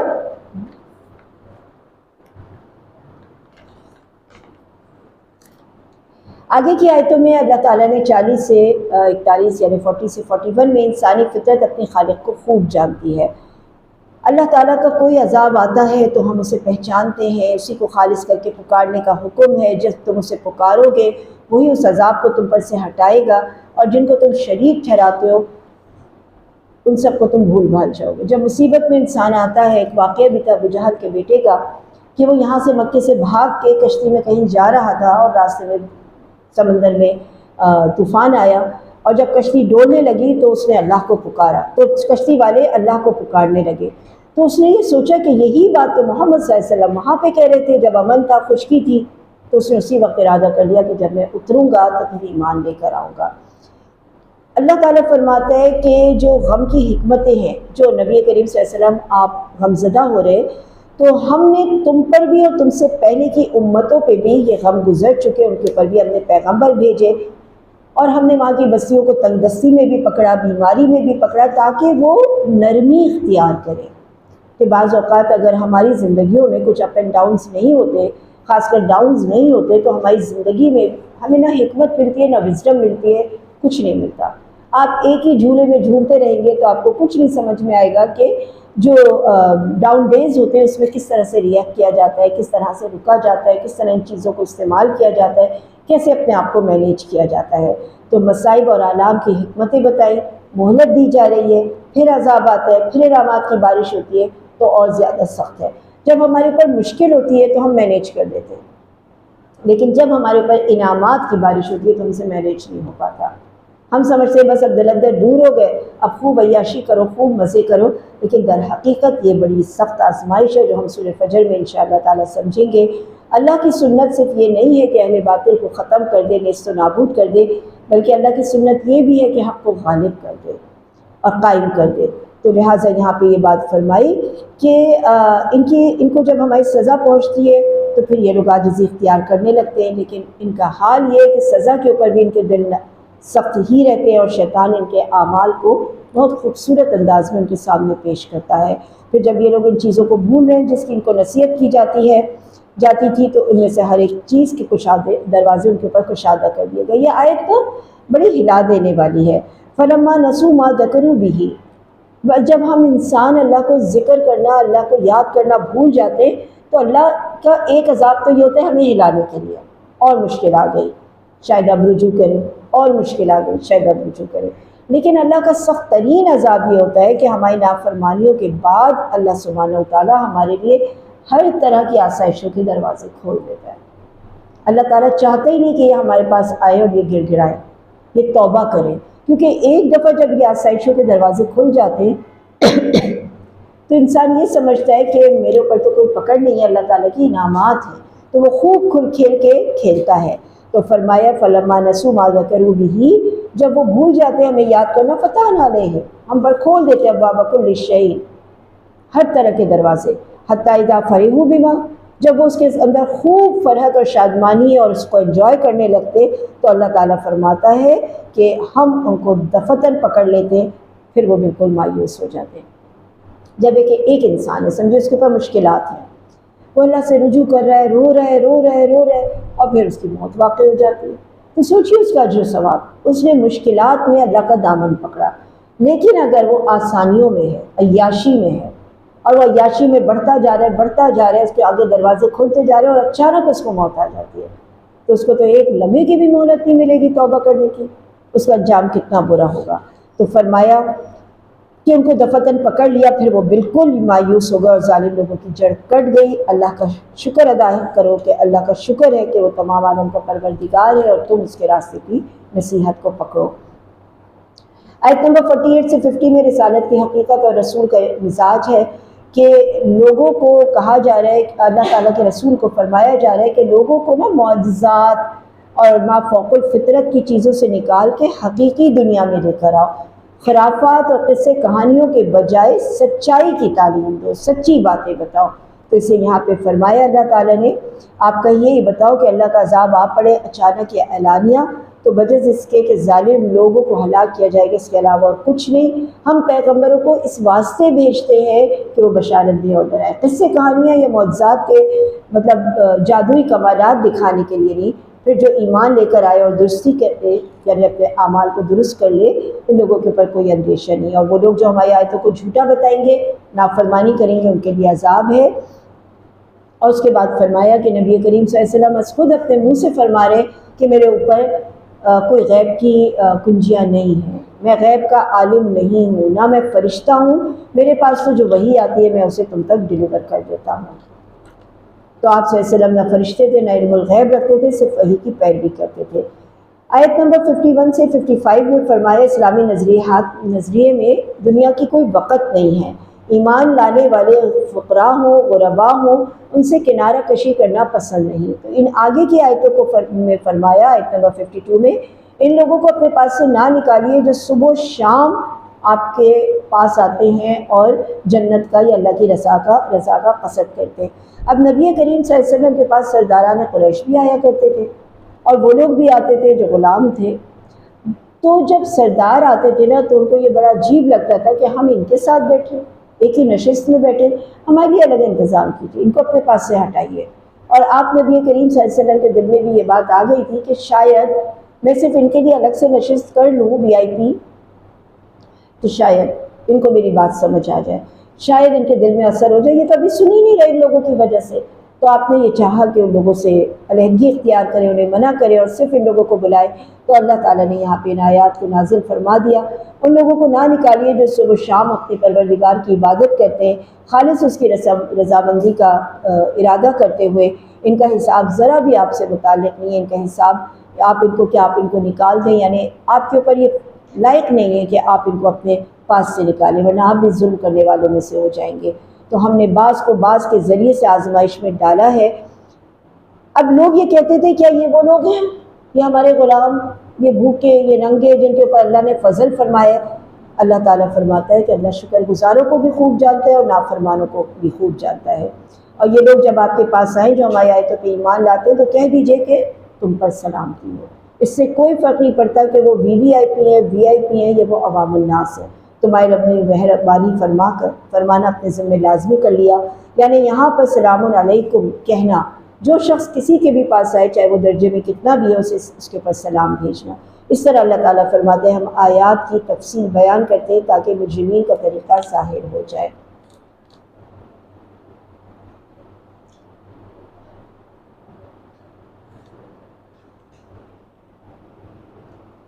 آگے کی آیتوں میں مشرکین کی طرف سے سمجھوتے کی پیشکش ہوئی۔ باطل جو ہے نا، باطل تو اپنے ساتھ بہت ساری چیزیں ملا لیتا ہے، اس کو اپنی قوت کو بڑھانا ہوتا ہے۔ تو تم بھی آ جاؤ، تم بھی آ جاؤ، ہم مل کے ایک جتھا بنا لیتے ہیں۔ لیکن حق جو ہے وہ لا شریک ہے، وہ اپنے ساتھ کسی کو نہیں ملاتا، انہی کو ملاتا ہے جو اسی حق پہ ہوتے ہیں۔ حق کے سے جو الگ ہوتے ہیں، شرکت کرنا یا درمیان کی کوئی چیز نکالنا، یہ اسلام کا مزاج نہیں ہے۔ اس کے بعد اللہ کے علم اور وسعت اور قدرت کا بیان ہے کہ انسان پورا کا پورا اللہ تعالیٰ کے اختیار میں۔ یہاں تک ہم آیت نمبر 64 تک پہنچ گئے ہیں۔ آیت نمبر 59 میں اللہ نے فرمایا اللہ تعالیٰ ہی کے پاس ہے غیب کی کنجیاں، ان کو کوئی نہیں جانتا سوائے اللہ تعالیٰ کے، اور تمام چیزوں کو جانتا ہے وہ، جو کچھ خشکی میں ہے، جو کچھ دریاؤں میں ہے۔ کوئی پتہ نہیں گرتا مگر وہ اس کو بخوبی جانتا ہے، کوئی دانہ زمین کی تاریکیوں کے حصے میں نہیں گرتا، نہ کوئی تر نہ کوئی خشک چیز مگر سب کتاب مبین میں، یعنی اللہ تعالیٰ کے پاس موجود ہے۔ اس کے بعد اگلی آیت نمبر 60 میں اللہ سبحانہ و تعالیٰ نے نیند کو موت سے تعبیر کیا ہے۔ وہ ایسا ہے کہ رات میں تمہاری روح کو ایک طرح سے قبض کر لیتا ہے، اور جو کچھ تم دن میں کرتے ہو اس کو جانتا ہے، پھر وہ تمہیں جگہ اٹھاتا ہے اور ایک خاص وقت مقرر تک تمہاری سانسیں تمہیں واپس دیتا ہے۔ وہی ہے جو اپنے بندوں پر غالب اور برتر ہے اور تم پر نگہداشت رکھتا ہے، یہاں تک کہ جب تم میں سے کسی کی موت کا وقت آ پہنچتا ہے تو اس کی روح کے پاس یعنی روح قبض کرنے کے لیے ہمارے فرشتے آ جاتے ہیں، اس میں ذرہ برابر بھی کوتاہی نہیں کرتے، یعنی ذرہ برابر بھی آگے پیچھے وقت کو اور جگہ کو نہیں کرتے، کہ سب اللہ کے پاس لائے جائیں گے اور اللہ تعالیٰ جلد حساب لینے والا ہے۔ اس کے بعد اللہ سبحانہ و تعالیٰ فرماتا ہے کہ وہ کون ہے جو تم کو خشکی اور دریا کے ظلمات سے نجات دلاتے، ظلمات اندھیروں کو کہتے ہیں، تو چاہے وہ زمین کے اوپر کے ہوں یا سمندر کے اندر کے ہوں، دریا کے اندر کے ہوں۔ ہمارے اوپر جب مصیبت آتی ہے، یعنی ایسا اندھیرا جس میں کوئی بھی ہمارا ایسا نہیں ہوتا جس کے پاس ہم اپنی بپتا لے کر جائیں جو ہمیں اس مصیبت سے بچا سکے، تو ایسے میں ہماری جائے نمازیں بچ جاتی ہیں، ہماری دعائیں طویل ہو جاتی ہیں۔ فرمایا جب وہی ہے تو تم پہلی دفعہ میں کیوں نہیں لوٹ آتے، تم لوگ پہلی ہی دفعہ میں اللہ کے تقرب کیوں نہیں تلاش کرتے؟ ہم ضرور بالضرور، تم کہتے ہو کہ اس دفعہ نجات دے دی تو ہم ضرور شکر کرنے والوں میں سے ہو جائیں گے، اور جب اللہ تعالیٰ نجات دے دیتا ہے تو ہم دوبارہ ویسے ہی ہو جاتے ہیں۔ ہم سب کا حال ہے، مشکلات میں ہماری دعائیں طویل اور وعدے بڑے پکے ہونے لگتے ہیں اللہ تعالیٰ سے، بس اس مشکل سے نکل جائیں، بس پھر تو ہم یہ کریں گے، پھر یہ کریں گے، پھر نمازیں بھی نہیں چھوٹیں گے، پھر وہ بھی ہوگا، پھر قرآن بھی پڑھیں گے، پھر ہم فلاں کام بھی کریں گے، اور جیسے ہی اس مشکل سے ہم نکل جاتے ہیں تو اس کے فوری بعد ہمارے اوپر دوبارہ وہی کیفیت طاری ہو جاتی ہے۔ آگے اللہ سبحانہ و تعالیٰ نے ایسی کیفیت کے بعد اپنی عذاب کی صورتیں بتائی۔ آپ کہیے کہ اللہ قادر ہے کہ تم پر عذاب کی کچھ صورتیں بھیجے، اور وہ کیا ہے؟ یا تو اوپر سے کوئی آفت آئے، یعنی آسمان سے کوئی آفت آئے، زمین سے عذاب نکلے یعنی زمینی آفت آئے، یا زمین میں رہنے والے ایک دوسرے سے لڑ بھیڑ جائیں۔ یہ تین صورتیں ہیں، اوپر سے آفت آئے، زمین سے عذاب نکلے، یا پھر تم لوگوں کو باہم تقسیم کر دے، تمہارے دل توڑ دے، تم ایک ہی گھر میں رہ رہے ہو مگر تمہارے مزاج اور تمہارے تعلقات اس قدر خراب ہیں ایک دوسرے کے ساتھ کہ تم اس سے فیض نہیں اٹھا رہے ہو، بچوں کو دیکھ کے فیض نہیں اٹھا رہے ہو، اپنے گھر کو دیکھ کے فیض نہیں اٹھا رہے ہو۔ یہ اللہ کا عذاب ہوتا ہے کہ ہمارے پاس نعمتیں ہیں لیکن اس کے باوجود اس نعمتوں سے ہمیں خوشی نہیں حاصل ہو رہی ہوتی ہے، بلکہ بہت ساری شکایتیں ہوتی ہیں، ہے تو صحیح مگر ایسا کیوں نہیں ہے تو صحیح مگر ویسا کیوں نہیں ہے، تو یہ اللہ کی عذاب کی صورت ہوتی ہے۔ تو آیت نمبر 68 سے 70 میں فرمایا غیرت ایمانی کا تقاضا، بڑی اہم آیت ہے آیت نمبر 68۔ اور جب آپ ان لوگوں کو دیکھیں جو ہمارے آیات کی عیب جوئی کریں تو لوگوں سے کنارہ کشی اختیار کر لیں یہاں تک کہ وہ کسی اور بات میں لگ جائیں۔ ہم اکثر کسی ایسی محفل میں جاتے ہیں جہاں ہم یہ دیکھتے ہیں کہ اس وقت یہاں پہ اللہ کی ایک آیت کا مذاق اڑایا جا رہا ہے، چاہے وہ وربلی اڑایا جا رہا ہو، چاہے وہاں کا ماحول ایسا ہو، بے پردگی ہے، میوزک ہے، عورت اور مرد کا اختلاط ہے، ایسی بہت ساری چیزیں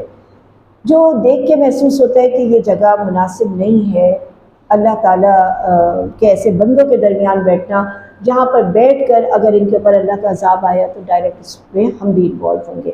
تو فرمایا کہ اگر کچھ لوگ ایسی باتیں کر رہے ہوں تو آپ ان سے علیحدہ ہو جائیں، ایسا ماحول ہو تو آپ علیحدہ ہو جائیں، مگر یہ علیحدگی ہمیشہ کی نہیں ہے، جب وہ دوبارہ سے آپ سے نارمل گفتگو کریں یا نارمل تعلقات میں آ جائیں تو آپ ان کے ساتھ دیجیے، یعنی کہنے کا مطلب ہے کسی شخص کی برائی میں اس کا برائی کا ساتھ نہ دیجیے، علیحدہ رہیے، اور جب کوئی اور معاملہ ہو جب وہ برائی میں انوالو نہیں ہے تو آپ اس کے ساتھ انوالو ہو سکتے ہیں۔ فرمایا کہ جب تمہیں یاد آ جائے کہ یہ غلط کام ہو رہے تو اب ان کے ساتھ مت بیٹھو،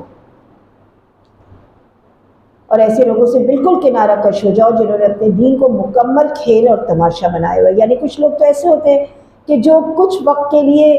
دین سے دور ہوتے ہیں باقی وقت ٹھیک ہوتے ہیں، تو اس وقت جب وہ آؤٹ ہو رہے ہیں اس میں ان کا ساتھ نہ دو۔ لیکن کچھ لوگ ایسے ہوتے ہیں کہ جو بالکل کنارہ کش ہیں، ان کی پوری زندگی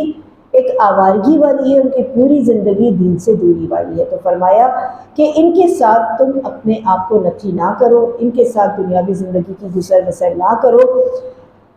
ایسے ہی ہیں یہ کہ اگر اپنے کردار کے سبب پھنس گئے ہیں، اور اللہ سبحانہ و تعالیٰ نے فرمایا کہ قیامت کے دن ان کو کھولتے ہوئے پانی کا عذاب دیا جائے گا، ان کو کھولتا ہوا پانی پینے کے لیے دیا جائے گا۔ آگے فرمایا اے نبی آپ کہہ دیجئے کیا ہم اللہ کے سوا کسی ایسی چیز کو پکاریں جو نہ ہمیں نفع دے اور جو نہ نقصان دے، اور اللہ تعالیٰ نے جب ہمیں ایک ہدایت دے دی ہے تو ہم اس کے بعد کیسے پھر سکتے ہیں؟ اور یہ شیطان ہی ہے جو کہیں پر ہمیں اپنے چنگل میں پھنسا لیتا ہے، یا وہ جیسے کوئی ایک آدمی جنگل کی طرف جائے اور اس کا کوئی راہبر نہ ہو تو ایسے میں کوئی بھی شیطان اس کے پیچھے لگ کے اس کو راستے سے بھٹکا سکتا ہے۔ آگے آیت نمبر 72 میں فرمایا نماز کی پابندی کرو، اس سے ڈرو، وہی ہے جس سے ڈرنا چاہیے، اور تم سب کو جمع ہو کے اس کے پاس جانا ہے۔ ایک نماز کی پابندی گو کہ دن میں 5 دفعہ ریچولز میں سے، لیکن یہ نماز کی پابندی ہمیں اللہ کا چاہے ہم نہ چاہے قرب عطا کرتی ہے، گناہوں سے بچنے کے لیے ایک ہمارے لیے بڑی یکسیر چیز ہے۔ فرمایا وہی ہے جس نے آسمان و زمین کو پیدا کیا، اور جس وقت اللہ سبحانہ و تعالیٰ صرف اتنا فرمائے گا کہ ہو جا کن، تو وہ ہو جاتی ہے، اور وہ وقت بھی قابل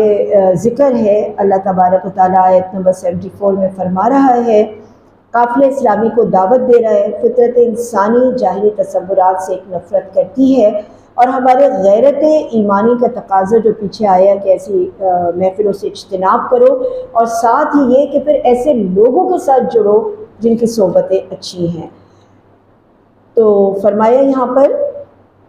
ابراہیم علیہ السلام، ان کا ذکر فرمایا کہ اللہ تعالیٰ نے انہیں کامل یقین والا بنایا، اور ان کا پورا یہاں پہ ذکر فرمایا۔ وہی مشہور ذکر ہے کہ جب رات کی تاریکی ہو گئی اور انہوں نے چاند دیکھا تو انہوں نے کہا، پہلے ستارہ دیکھا، انہوں نے کہا یہ میرا رب ہے، مگر جب وہ ڈوب گئے تو انہوں نے کہا میں ڈوبنے والوں کو رب نہیں مانتا۔ پھر چاند دیکھا تو یہی بات کہی، پھر سورج دیکھا تو یہی بات کہی، اور آخر میں جب وہ بھی غروب ہو گیا تو فرمایا کہ میں تمہارے شرک سے بیزار ہوں۔ یعنی یہ تمام چیزیں جو اس دنیا میں نظر آ رہی ہیں اور تھوڑے عرصے بعد ختم ہو جاتی ہیں،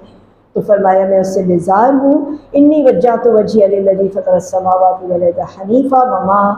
انا من المشرکین، اور میں مشرکوں میں سے نہیں ہوں۔ اب اس کے بعد ان کی قوم نے ان سے حجت بازی شروع کر دی تھی۔ وہ پورے واقعات آپ کو پتہ ہے، کس طرح انہوں نے بتوں کو توڑا، کس طرح قوم نے ان سے حجت کی۔ تو آپ نے فرمایا تم اللہ کے معاملے میں مجھ سے حجت کرتے ہو، حالانکہ اس نے مجھے وہ طریقہ بتایا عبادت کا، اور ان چیزوں سے جن کو تم اللہ تعالیٰ کا شریک بناتے ہو تم ان سے نہیں ڈرتے، میں ڈرتا ہوں۔ اللہ تعالیٰ ہر چیز کو اپنے علم کے گھیرے میں لیے ہوا ہے۔ فرمایا میں ان چیزوں سے کیسے ڈروں جن کو تم نے اللہ کا شریک بنایا ہے، حالانکہ تم اس بات سے نہیں ڈرتے کہ تم نے اللہ کے ساتھ ایسی چیزوں کو شریک ٹھہرا لیا جس پر اللہ تعالیٰ نے کوئی دلیل نہیں دی۔ کون زیادہ امن کا مستحق ہے، کون زیادہ اللہ کے ثواب کا مستحق ہے، کون عذاب کا مستحق ہے، اور کون اجر و ثواب کا مستحق ہے۔ اللہ نے فرمایا کہ ہم نے ابراہیم علیہ السلام کو ان کے قوم کے مقابلے میں مدد دی۔ آیت نمبر 83،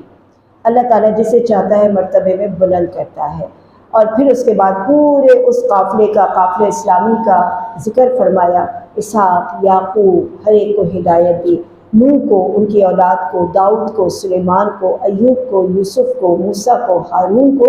جس نے نیک کام کیے ہم نے ان کے ساتھ بہترین اجر و ثواب کا معاملہ فرمایا۔ اس کے بعد اسماعیل، یسع، یونس، ہود، اور ہر ایک کو ہم نے تمام جہان والوں پہ فضیلت دی۔ اللہ کی ہدایت ہی ہے جس کے ذریعے اپنے بندوں میں سے جس کو چاہے ہدایت دے، عزت دے، اور اللہ ہی کے غصے کا نتیجہ ہے کہ کوئی ہدایت سے منہ موڑتا ہے۔ یہ لوگ ایسے تھے، اللہ نے فرمایا کہ ہم نے ان کو کتاب اور حکمت اور نبوت عطا کی تھی، سو اگر یہ لوگ نبوت کا انکار کرے تو ہم نے ایسے بہت سے لوگ مقرر کر دیے ہیں جو اس کے منکر نہیں ہیں۔ یعنی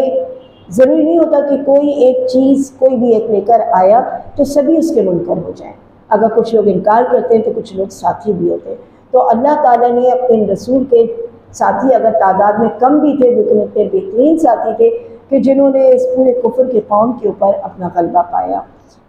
یہی لوگ ایسے تھے کہ جن کو اللہ تعالیٰ نے ہدایت دی، تو اے نبی آپ بھی ان کے طریقے پہ چلیے، آپ کہہ دیجئے میں تم پر سے اس کا کوئی معاوضہ نہیں چاہتا، یہ تمام جہان والوں کے لیے نصیحت ہے۔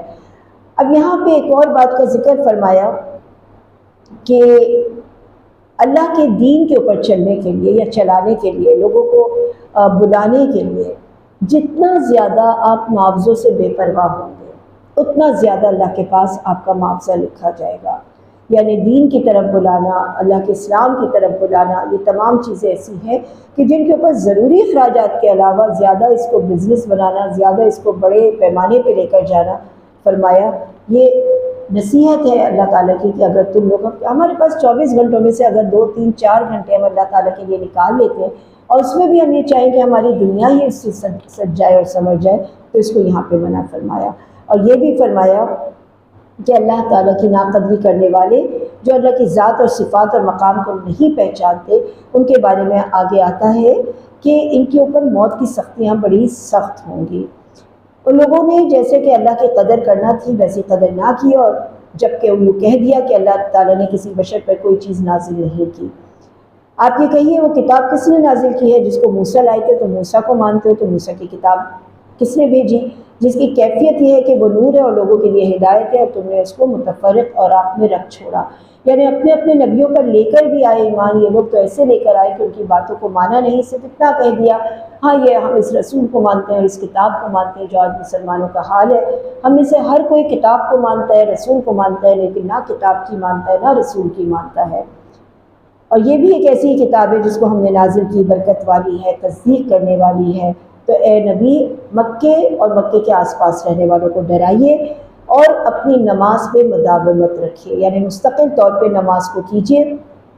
نماز کو چھوڑنے کے بعد کوئی بھی نیک کام قابل قبول نہیں ہے، اور اس شخص سے زیادہ ظالم کون ہوگا جو اللہ پہ جھوٹ لگائے۔ اب یہ بھی ایک واقعے کی طرف ذکر ہے کہ مدعی نبوت کھڑے ہو گئے تھے، اور ایسے لوگ جنہوں نے نبوت کا دعویٰ کرنا شروع کیا، انہوں نے کہا بہت اچھے جا رہے ہیں صاحب کہ نبوت کا دعویٰ کیا اور پوری قوم ان کے پیچھے چل پڑی، تو ہم بھی نبوت کا دعویٰ کرتے ہیں، قوم ہمارے پیچھے بھی آئے گی۔ لیکن اللہ سبحانہ وتعالیٰ نے یہ فرمایا، ایک شخص یہ کہتا ہے کہ یہ کلام اللہ ہی مجھ پہ بھی نازل ہوا ہے، یہ ظالم لوگ موت کی سختیوں میں ہوں گے، اور فرشتے ہاتھ بڑھا بڑھا کے کہہ رہے ہوں گے اپنی جانیں نکالو، آج تم کو ذلت کی سزا دی جائے گی، اس سبب کہ تم اللہ کے اوپر جھوٹی باتیں لگایا کرتے تھے اور تم اللہ کی آیات سے تکبر کرتے تھے۔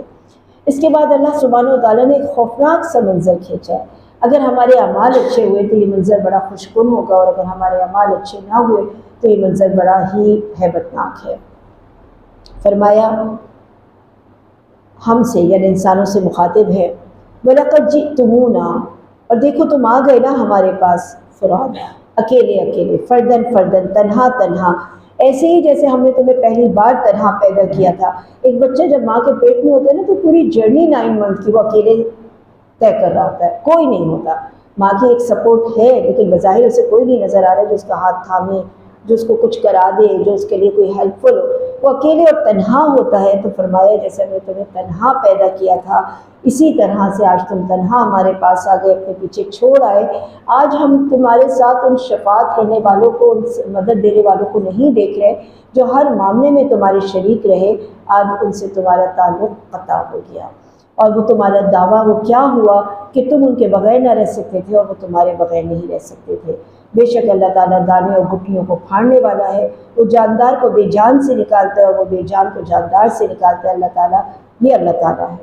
تو تم کہاں سے بہکائے جا رہے ہو؟ اللہ کے پاورز ہی پاورز ہیں، ان پاورز کو ہم کیسے چیلنج کر سکتے ہیں؟ وہ صبح نکالتا ہے، رات نکالتا ہے، دن کا سکون دیتا ہے، رات کا سکون دیتا ہے، سورج اور چاند کو اپنے حساب سے چلاتا ہے اور علم والا ہے، ستاروں کو پیدا کرتا ہے، اندھیروں سے نکالتا ہے، خشکی اور دریا میں راستے معلوم کرتا ہے، اور یہ ستاروں کی جو روشنی ہوتی ہے، اس کی جو یہ پوری چالیں ہوتی ہیں، اس سے راستے نیویگیشن ہوتی ہے۔ آپ یوں سمجھیے آج تو ہمارے پاس گوگل میپ ہوتا ہے، لیکن اس زمانے میں لوگوں کے پاس ستاروں کی نیویگیشن ہوتی تھی، جب وہ راستے طے کیا کرتے تھے وہ ستاروں کو دیکھ کے طے کیا کرتے تھے۔ بے شک ہم نے دلائل خوب کھول کھول کے بیان کر دیے ہیں، اور وہ ایسے ہے کہ جس نے تم کو ایک شخص سے پیدا کیا، پھر ایک جگہ زیادہ رہنے کی اور ایک جگہ چند دن رہنے کی، یعنی ہم سب کے بارے میں بتا رہے ہیں کہ کچھ عرصے تمہیں دنیا میں رہنا ہے اور پھر اس کے بعد واپس ہماری طرف لوٹ کے آنا ہے۔ وہ ایسے ہے جس نے آسمان سے پانی برسایا اور ہر طرح کے نباتات نکالے، سب شاخیں نکالی، اور پھر یہ پوری کی پوری پلانٹ کنگڈم یہاں بیان کی، پوری پلانٹ کنگڈم۔ کچھ ایسے ہیں جو خوشے کی شکل میں، جیسے انگور ہے، جیسے کھجور ہے، یہ ایک ہی فیملی سے تعلق رکھتے ہیں۔ کچھ ایسے ہیں جو ایک ایک پھل کی شکل میں، جیسے کہ سیب ہے، اور کچھ ایسے ہیں کہ جب آپ ان کو چھیلتے ہیں تو ان کے اندر سے اور مختلف چیزیں نکلتی ہیں، جیسے اورنجز ہیں، ان کی ایک اپنی فیملی ہے، شریفہ ہے، اس کی اپنی فیملی، آپ کھولیں گے تو ہر فیملی اپنی اپنی جگہ اندر بیٹھی ہوئی ہے۔ تو اللہ سبحانہ وتعالیٰ نے بہت ساری فیملیز، یا کہہ لیجیے کہ پلانٹ کنگڈم، جیسے کہ اینیمل کنگڈم ہوتا ہے، اس طرح سے پلانٹ کنگڈم ہے۔ کچھ اوپر تلے دانے ہیں، جیسے کہ آپ کا انار ہے، کھجور کے درختوں سے گپھے لٹکے ہوئے ہیں، خوشے ہیں جو نیچے کو لٹکے ہوئے ہیں، انگوروں کے باغ اور زیتون، یہ سب ایک ہی فیملی ہے، انگور، زیتون اور اسی طرح سے کھجور، انار اور اس سے ملتے جلتے دوسرے پھل، یہ ساری کی ساری پوری تعلیم ہے، پوری چیز اس کے اندر موجود ہے کہ ہر ایک کی خاصیت الگ، ہر ایک کے موسم الگ، ہر ایک کا رنگ الگ، نکلتے سب ایک ہی بے رنگ مٹی سے ہیں۔ لیکن شیاطین کو اللہ کا شریک ٹھہرانے والے لوگ بھی موجود ہیں۔ حالانکہ ان لوگوں کو اللہ ہی نے پیدا کیا، ان لوگوں نے اللہ کے حق میں بیٹے اور بیٹیاں بلا وجہ بلا سند بنا لی۔ کسی کو کہا کہ یہ لکشمی دیوی ہے، کسی کو کہا یہ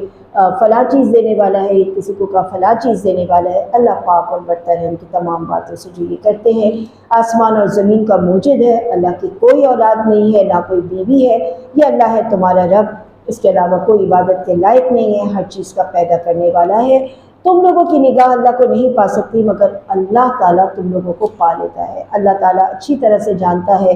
کہ تم کب کہاں کیا عمل کر رہے ہو۔ آگے فرمایا اب بلا شبہ تمہارے پاس تمہارے رب کی طرف سے حق آ گیا ہے، یعنی یہ قرآن کریم آ گیا ہے۔ جو شخص دیکھ لے کہ اب اس کا فائدہ کس میں ہے، اندھا بنے رہنے میں ہے یا حق کو پہچاننے میں ہے، اور ہم اس طور پہ دلائل کو مختلف پہلوؤں سے بیان کرتے ہیں اور دانش مندوں کے لیے خوب خوب ظاہر کرتے ہیں۔ اب قرآن پڑھنے والے ایک عام آدمی بھی ہو سکتے ہیں، سائنٹسٹ بھی ہو سکتے ہیں، عقل مند بھی ہو سکتے ہیں، کم عقل بھی ہو سکتے ہیں۔ اب یہ آیت جو میں نے پیچھے پلانٹ کنگڈم کی پڑھی، اس کو جو عام آدمی پڑھے گا وہ تو عام طریقے سے پڑھے گا کہ ہاں کچھ پھل ایسے ہیں کچھ پھل ایسے ہیں، لیکن جو اس میں تحقیق کریں گے انہیں پتہ چلے گا نا کہ یہ پلانٹ کنگڈم ہے پوری کی پوری، کس طرح سے ان کو بانٹا جاتا ہے ہربس میں، شربس میں، یا جانوروں کو کس طرح سے اومنیورس میں بانٹا جاتا ہے کہ یہ اومنیورس ہے، کارنیورس ہے۔ تو یہ تمام چیزیں ایک پوری سائنس اور ایک پوری تخلیق کرتی ہیں اس دنیا کو سمجھنے کے لیے۔ فرمایا ہے نبی آپ خود اس طریقے پہ چلتے رہیے جس کی وحی آپ کو اللہ تعالیٰ کی طرف سے آئی ہے۔ اللہ تعالیٰ کے سوا کوئی عبادت کے لائق نہیں، اور مشرکین کی طرف آپ ذہن نہ ڈالیے، اپنے آپ کو خیال نہ کیجیے۔ اللہ تعالیٰ کو منظور ہوتا نا تو دنیا میں کوئی بھی مشرک نہ ہوتا، لیکن اللہ تعالیٰ نے یہ دنیا بنائی ہی آزمائش کے لیے ہے۔ پھر ایک اور بات بھی اللہ سبحانہ و تعالیٰ نے بتائی، اور وہ یہ بتائی کہ ان بتوں کو، ان لوگوں کو جو بتوں کو پوچھتے ہیں ان کو گالی مت دو، ان کے بتوں کو، ان کے بڑوں کو، ان کے جن کی وہ تعظیم کرتے ہیں ان کو گالی نہ دو، کسی کے والدین کو گالی نہ دو، پلٹ کے وہ تمہیں گالی دے گا۔ اگر تم ان کے امام کو گالی دو گے وہ تمہارے امام کو گالی دے گا، تم ان کے معبود کو گالی دو گے تو وہ تمہارے معبود کو گالی دے گا، تو یہ گناہ گاری کی بات ہے۔ ایسا موقع آنے نہ دو کہ جس کی وجہ سے وہ ایسا گناہ کریں کہ جس کا گناہ تمہارے سر پہ بھی ہو کہ تم نے انہیں اس بات پہ ابھارا تھا۔